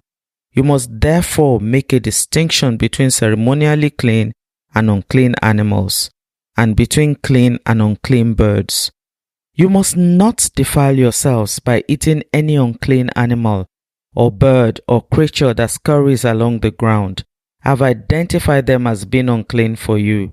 You must be holy, because I, the Lord, I am holy. I have set you apart from all other people to be my very own. Men and women among you who act as mediums or who consult the spirits of the dead must be put to death by stoning. They are guilty of a capital offense. Leviticus chapter 21. The Lord said to Moses, "Give the following instructions to the priest, the descendants of Aaron. A priest must not make himself ceremonially unclean by touching the dead body of a relative. The only exceptions are his closest relatives, his mother or father, son or daughter, brother or his virgin sister who depends on him because she has no husband. But the priest must not defile himself and make himself unclean for someone who is related to him only by marriage. The priests must not shave their heads or trim their beards or cut their bodies. They must be set apart as holy to their God and must never bring shame on the name of God. They must be holy, for they are the ones who present the special gifts to the Lord, gifts of food for their God. Priests may not marry a woman defiled by prostitution, and they may not marry a woman who is divorced from her husband, for the priests are set apart as holy to their God. You must treat them as holy because they offer up food to your God. You must consider them holy because I, the Lord, am holy, and I make you holy. If a priest's daughter defiles herself by becoming a prostitute, she also defiles her father's holiness, and she must be burnt to death. The high priest has the highest rank of all the priests. The anointing oil has been poured on his head, and he has been ordained to wear the priestly garments. He must never leave his hair uncombed or tear his clothing. He must not defile himself by going near a dead body. He may not make himself ceremonially unclean even for his father or mother. He must not defile the sanctuary of his God by leaving it to attend to a dead person, for he has been made holy by the anointing oil of his God. I am the Lord. The high priest may marry only a virgin. He may not marry a widow, a woman who is divorced, or a woman who has defiled herself by prostitution. She must be a virgin from his own clan, so that he will not dishonor his descendants among his clan. For I am the Lord who makes him holy. Then the Lord said to Moses, "Give the following instructions to Aaron. In all future generations, none of your descendants who has any defect will qualify to offer food to his God. One who has any defect qualifies, whether he is blind, lame, disfigured, deformed, or has broken foot or arm, or is hunchbacked or dwarfed, or has a defective eye, or skin sores or scabs, or damaged testicles. No descendant of Aaron who has a defect may approach the altar to present special gifts to the Lord. Since he has a defect, he may not approach the altar to offer food to his God. However, he may eat from the food offered to God, including the holy offerings and the most holy offerings. Yet, because of his physical defect, he may not enter the room behind the inner curtain or approach the altar, for this will defile my holy places. I am the Lord who makes them holy." So Moses gave these instructions to Aaron and his sons and to all the Israelites. Leviticus chapter 22. The Lord said to Moses, "Tell Aaron and his sons to be very careful with the sacred gifts that the Israelites set apart for me, so they do not bring shame on my holy name. I am the Lord. Give them the following instructions. In all future generations, if any of your descendants is ceremonially unclean, when he approaches the sacred offerings that the people of Israel consecrates to the Lord, he must be cut off from my presence. I am the Lord. If Aaron's descendant has a skin disease or any kind of discharge that makes him ceremonially unclean, he may not eat from the sacred offerings until he has been pronounced clean.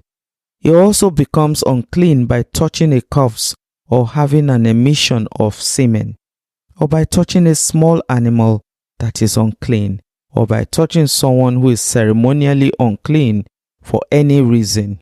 The man who is defiled in any of these ways will remain unclean till evening.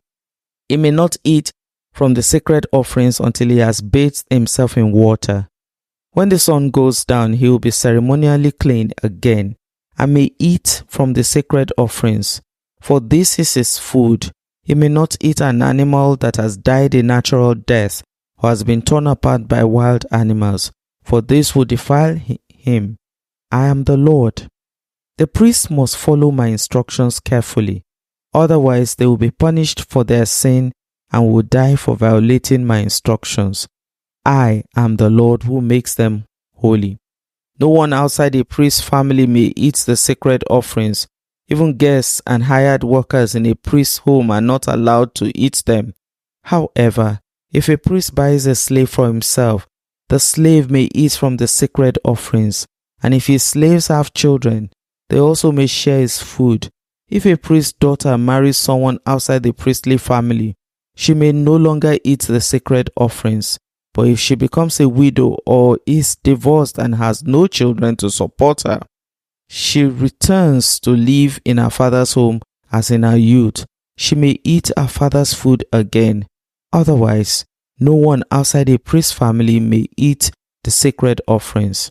Any such person who eats the sacred offerings without realizing it must pay the priest for the amount eaten, plus an additional 20%.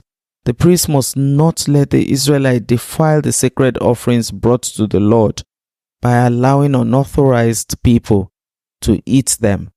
This will bring guilt upon them and require them to pay compensation. I am the Lord who makes them holy. And the Lord said to Moses, Give Aaron and his sons and all the Israelites these instructions, which apply both to native Israelites and to the foreigners living among you. If you present a gift as a burnt offering to the Lord, whether it is to fulfill a vow or it is a voluntary offering, you will be accepted only if your offering is a male animal with no defects. It may be a bull, a ram, or a male goat.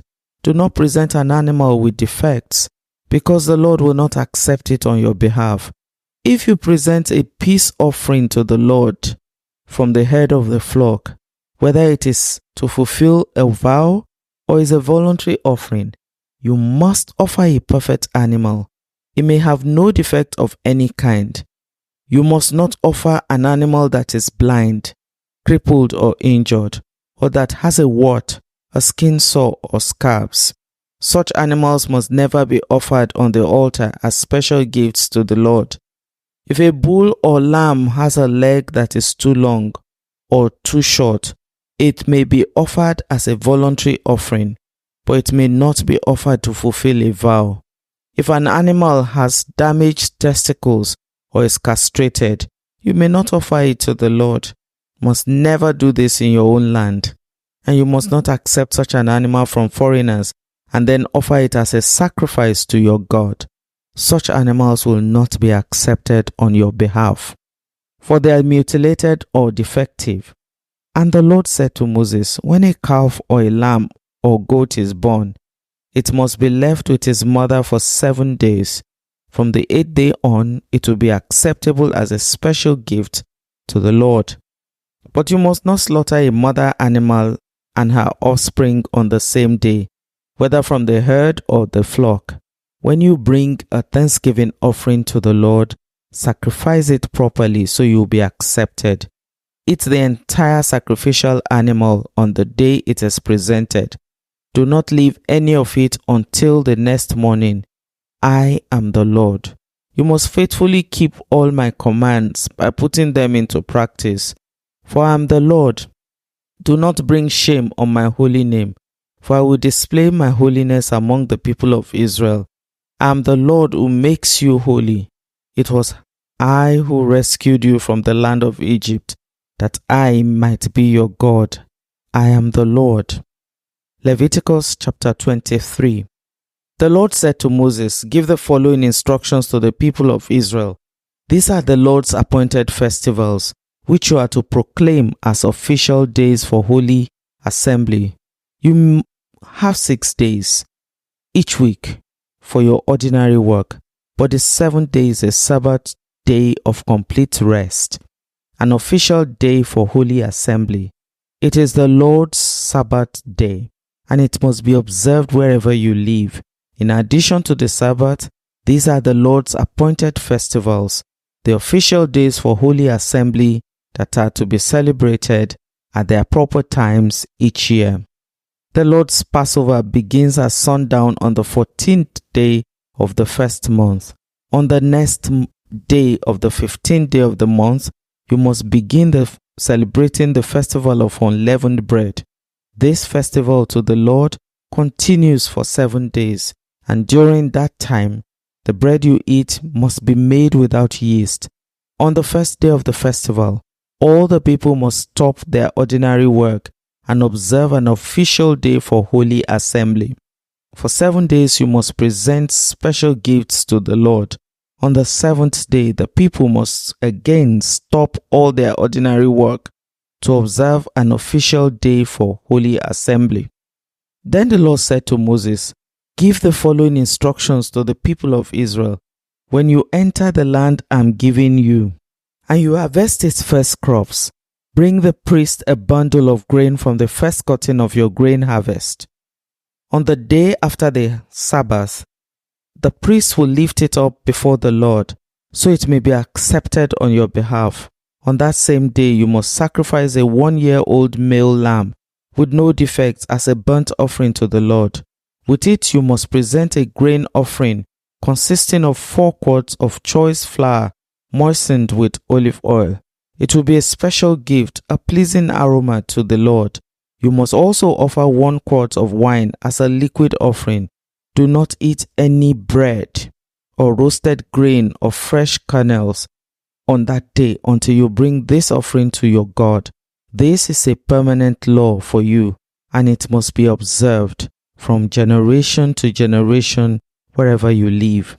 From the day after the Sabbath, the day you bring the bundle of grain to be lifted up as a special offering, count off 7 full weeks. Keep counting until the day after the 7th Sabbath, 50 days later. Then present an offering of new grain to the Lord. From wherever you live, bring 2 loaves of bread to be lifted up before the Lord as a special offering. Make these loaves from 4 quarts of choice flour and bake them with yeast. There will be an offering to the Lord from the first of your crops. Along with the bread, present 7 1-year-old male lambs with no defects, 1 young bull, and 2 rams as offerings to the Lord. These burnt offerings, together with the grain offerings and liquid offerings, will be a special gift, a pleasing aroma to the Lord. Then you must offer 1 male goat as a sin offering and 2 1-year-old male lambs as a peace offering. The priest will lift up the 2 lambs as a special offering to the Lord, together with the loaves representing the first of your crops. These offerings, which are holy to the Lord, belong to the priest. That same day will be proclaimed an official day for holy assembly, a day on which you do no ordinary work. This is a permanent law for you. It must be observed from generation to generation, wherever you live. When you harvest the crops of your land, do not harvest the grain along the edges of your fields, and do not pick up the harvester's drop. Leave it for the poor and the foreigners living among you. I am the Lord your God. The Lord said to Moses, "Give the following instructions to the people of Israel. On the first day of the appointed month in early autumn, you are to observe a day of complete rest. It will be an official day for holy assembly, a day commemorated with loud blast of trumpet. You must do no ordinary work on that day. Instead, you are to present special gifts to the Lord." Then the Lord said to Moses, "Be careful to celebrate the Day of Atonement on the 10th day of that same month. 9 days after the Festival of Trumpets, you must observe it as an official day for holy assembly, a day to deny yourselves and present special gifts to the Lord. Do not work during that entire day, because it is the Day of Atonement, when offerings of purification are made for you, making you right with the Lord your God. All who do not deny themselves that day will be cut off from God's people, and I will destroy anyone among you who does any work on that day. You must not do any work at all. This is a permanent law for you. It must be observed from generation to generation. Wherever you live, this will be a Sabbath day of complete rest for you.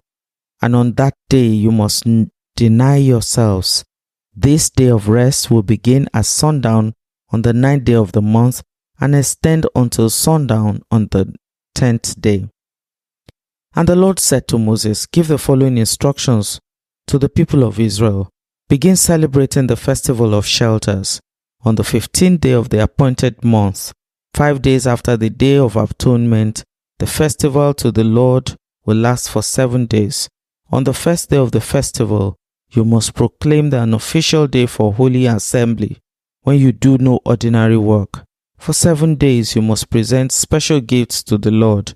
The 8th day is another holy day on which you present your special gifts to the Lord. This will be a solemn occasion, and no ordinary work may be done that day. These are the Lord's appointed festivals. Celebrate them each year as official days for holy assembly by presenting special gifts to the Lord: burnt offerings, grain offerings, sacrifices, and liquid offerings, each on its proper day.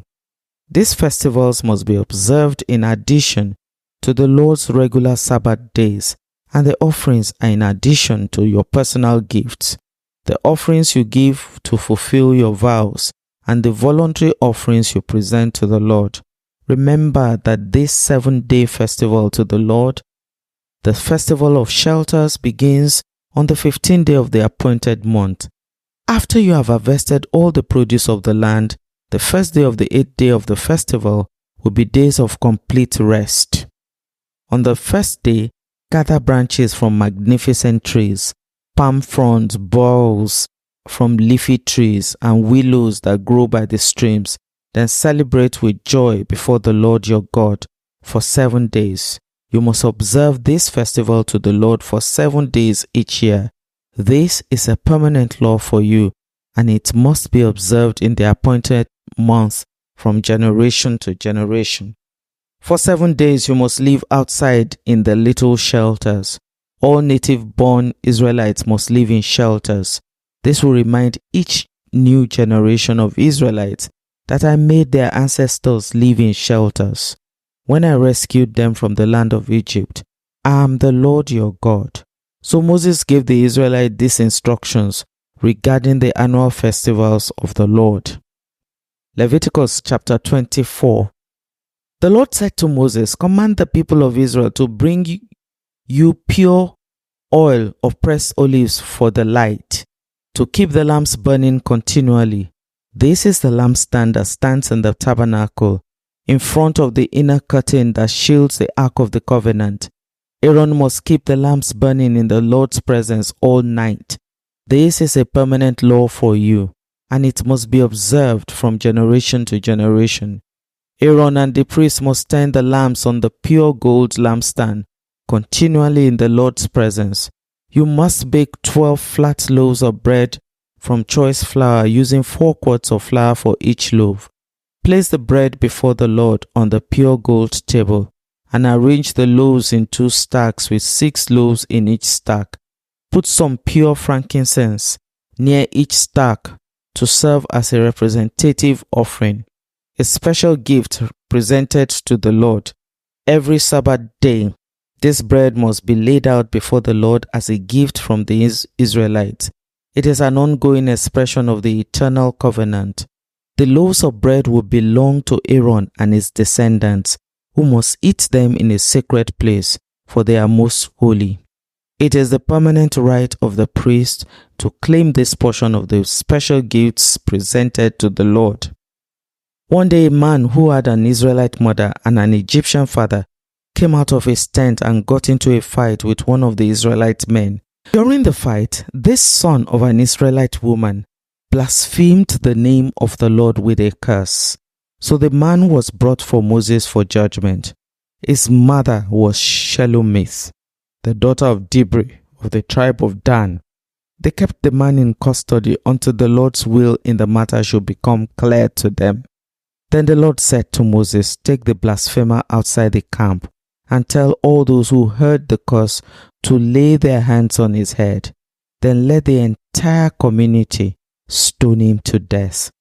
Say to the people of Israel, those who curse their God will be punished for their sin. Anyone who blasphemes the name of the Lord must be stoned to death by the whole community of Israel. Any native-born Israelite or foreigner among you who blasphemes the name of the Lord must be put to death. Anyone who takes another person's life must be put to death. Anyone who kills another person's animal must pay for it in full, a live animal for the animal that was killed. Anyone who injures another person must be dealt with according to the injury inflicted, a fracture for a fracture, an eye for an eye, and a tooth for a tooth. Whatever anyone does to injure another person must be paid back in kind. Whoever kills an animal must pay for it in full, but whoever kills another person must be put to death.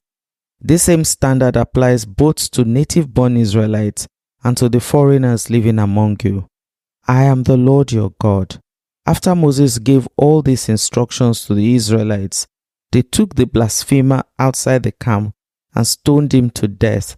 These Israelites did just as the Lord had commanded.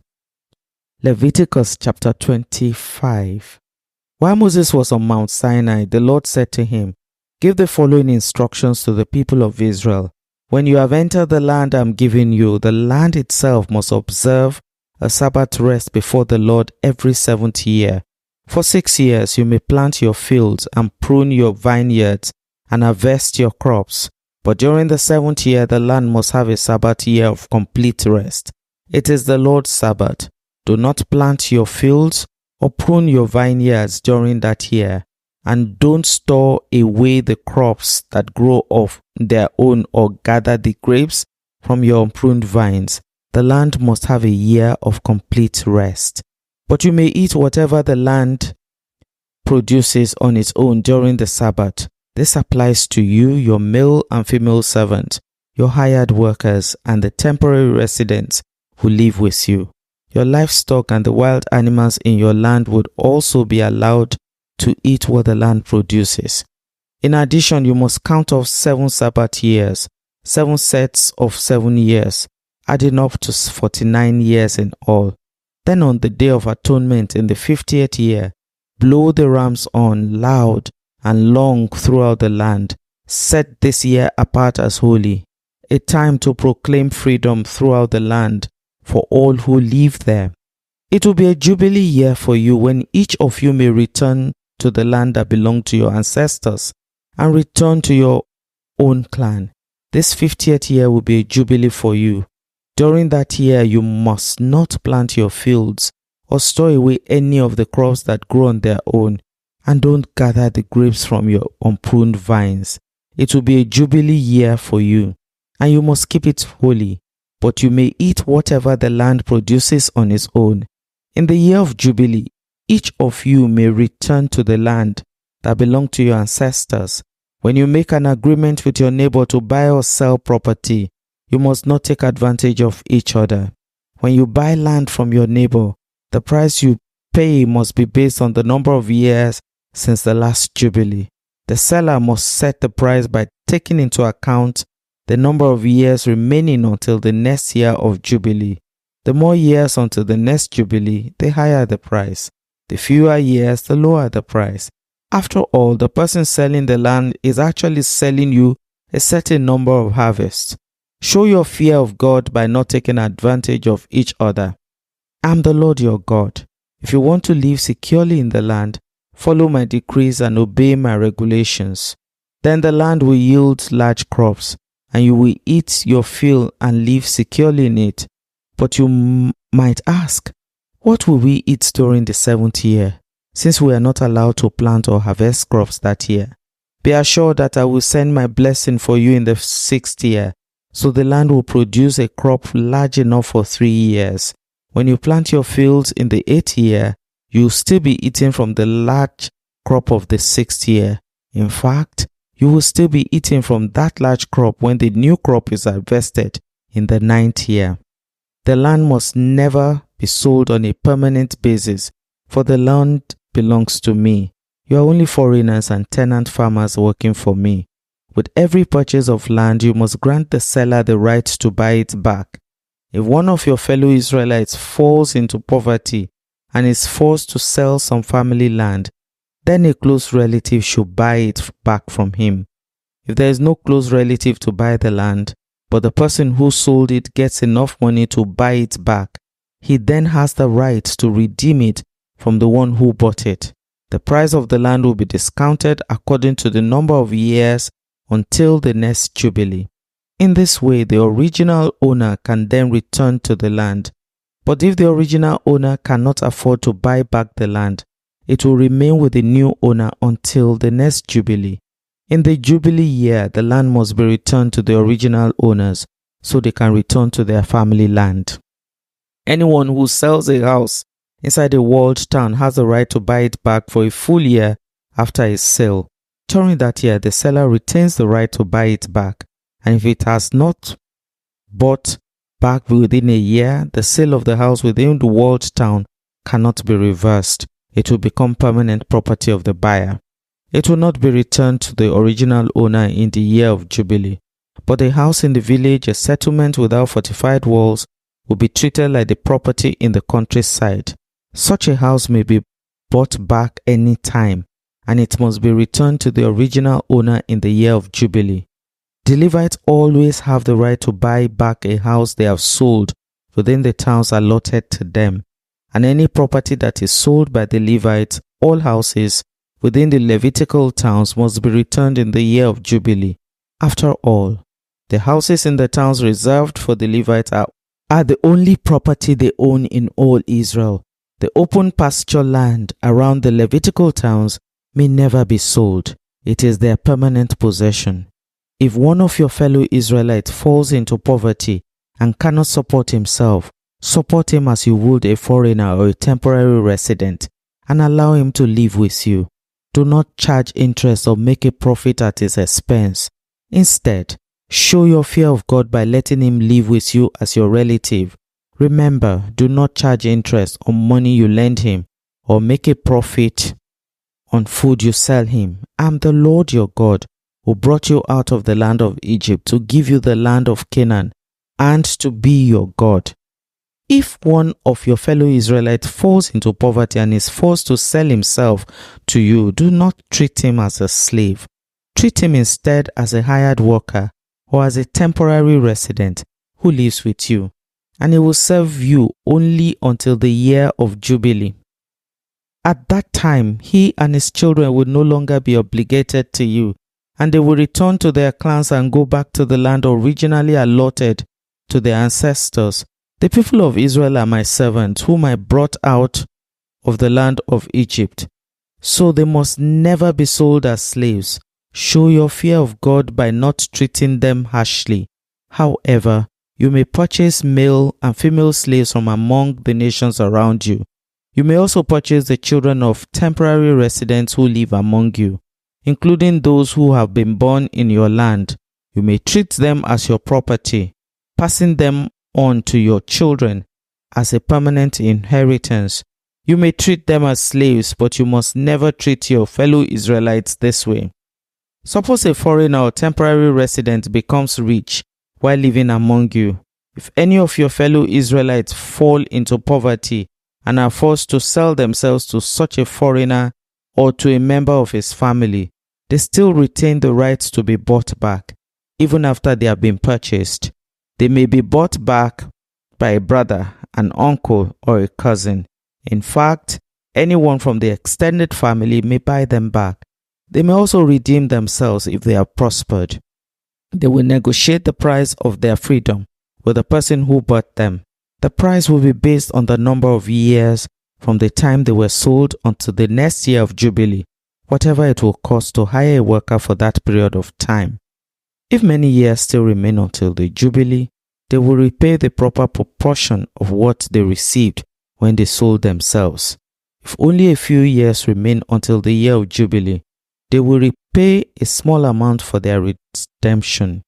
The foreigner must treat them as workers hired on a yearly basis. You must not allow a foreigner to treat any of your fellow Israelites harshly. If any Israelites have not been bought back by the time the year of Jubilee arrives, they and their children must be set free at that time. For the people of Israel belong to me. They are my servants, whom I bought out of the land of Egypt. I am the Lord your God. Leviticus chapter 26. Do not make idols or set up carved images or sacred pillars or sculptured stones in your land, so you may worship them. I am the Lord your God. You must keep my Sabbath days of rest and show reverence for my sanctuary. I am the Lord. If you follow my decrees and are careful to obey my commands, I will send you seasonal rains. The land will then yield its crops. The trees of the field will produce their fruit. Your threshing season would overlap the grape harvest. Your grape harvest would overlap the season of planting grain. You will eat your fill and live securely in your own land. I will give you peace in the land, and you will be able to sleep with no cause for fear.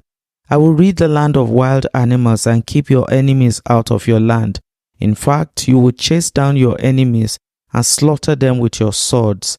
5 of you will chase 100, and 100 of you will chase 10,000. All your enemies will fall beneath your sword. I will look favorably upon you, making you fertile and multiplying your people, and I will fulfill my covenant with you. You would have such a surplus of crops that you will need to clear out the old grain to make room for the new harvest. I will live among you, and I will not despise you. I will walk among you, I will be your God, and you will be my people. I am the Lord your God, who brought you out of the land of Egypt, so you will no longer be their slaves. I broke the yoke of slavery from your neck, so you can walk with your heads held high.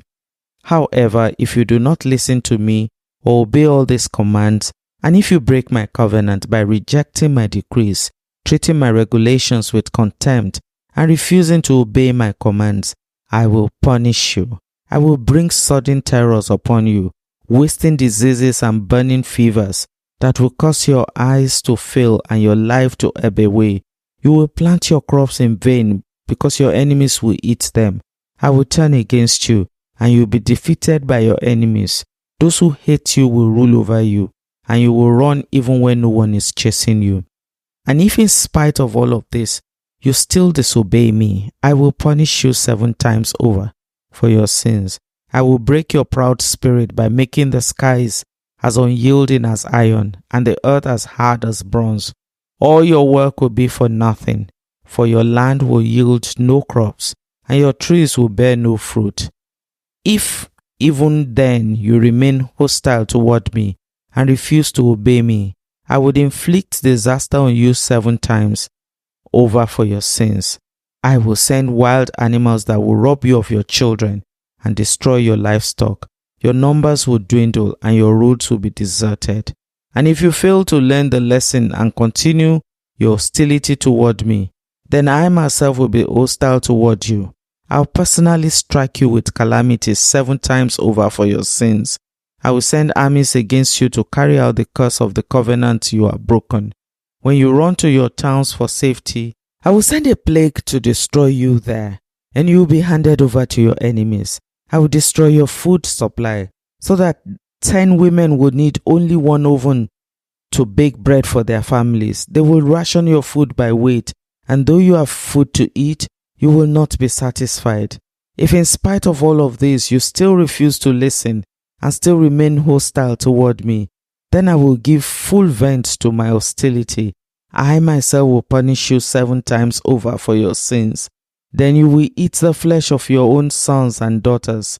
I will destroy your pagan shrines and knock down your places of worship. I will leave your lifeless corpses piled upon your lifeless idols. I will despise you. I will make your cities desolate and destroy your places of pagan worship. I will take no pleasure in your offerings that should be a pleasing aroma to me. Yes, I myself will devastate your land, and your enemies who come to occupy it will be appalled at what they see. I will scatter you among the nations and bring out my sword against you. Your land will become desolate, and your cities will lie in ruins. Then at last the land would enjoy its neglected Sabbath years as it lies desolate while you are in exile in the land of your enemies. Then the land will finally rest and enjoy the Sabbaths it missed. As long as the land lies in ruins, it will enjoy the rest you never allowed it to take every 70 years while you lived in it. And for those of you who survive, I will demoralize you in the land of your enemies.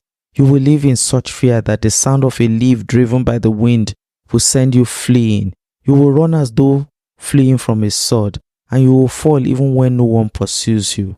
Though no one is chasing you, you stumble over each other as though fleeing from a sword. You will have no power to stand up against your enemies. You will die among the foreign nations and be devoured in the land of your enemies. Those of you who survive will waste away in your enemies' lands because of their sins and the sins of their ancestors. But at last, my people will confess their sins and the sins of their ancestors for betraying me and for being hostile toward me. When I have turned their hostility back on them and brought them to the land of their enemies, then at last their stubborn hearts will be humbled, and they will pay for their sins. Then I will remember my covenant with Jacob, and my covenant with Isaac, and my covenant with Abraham, and I will remember the land.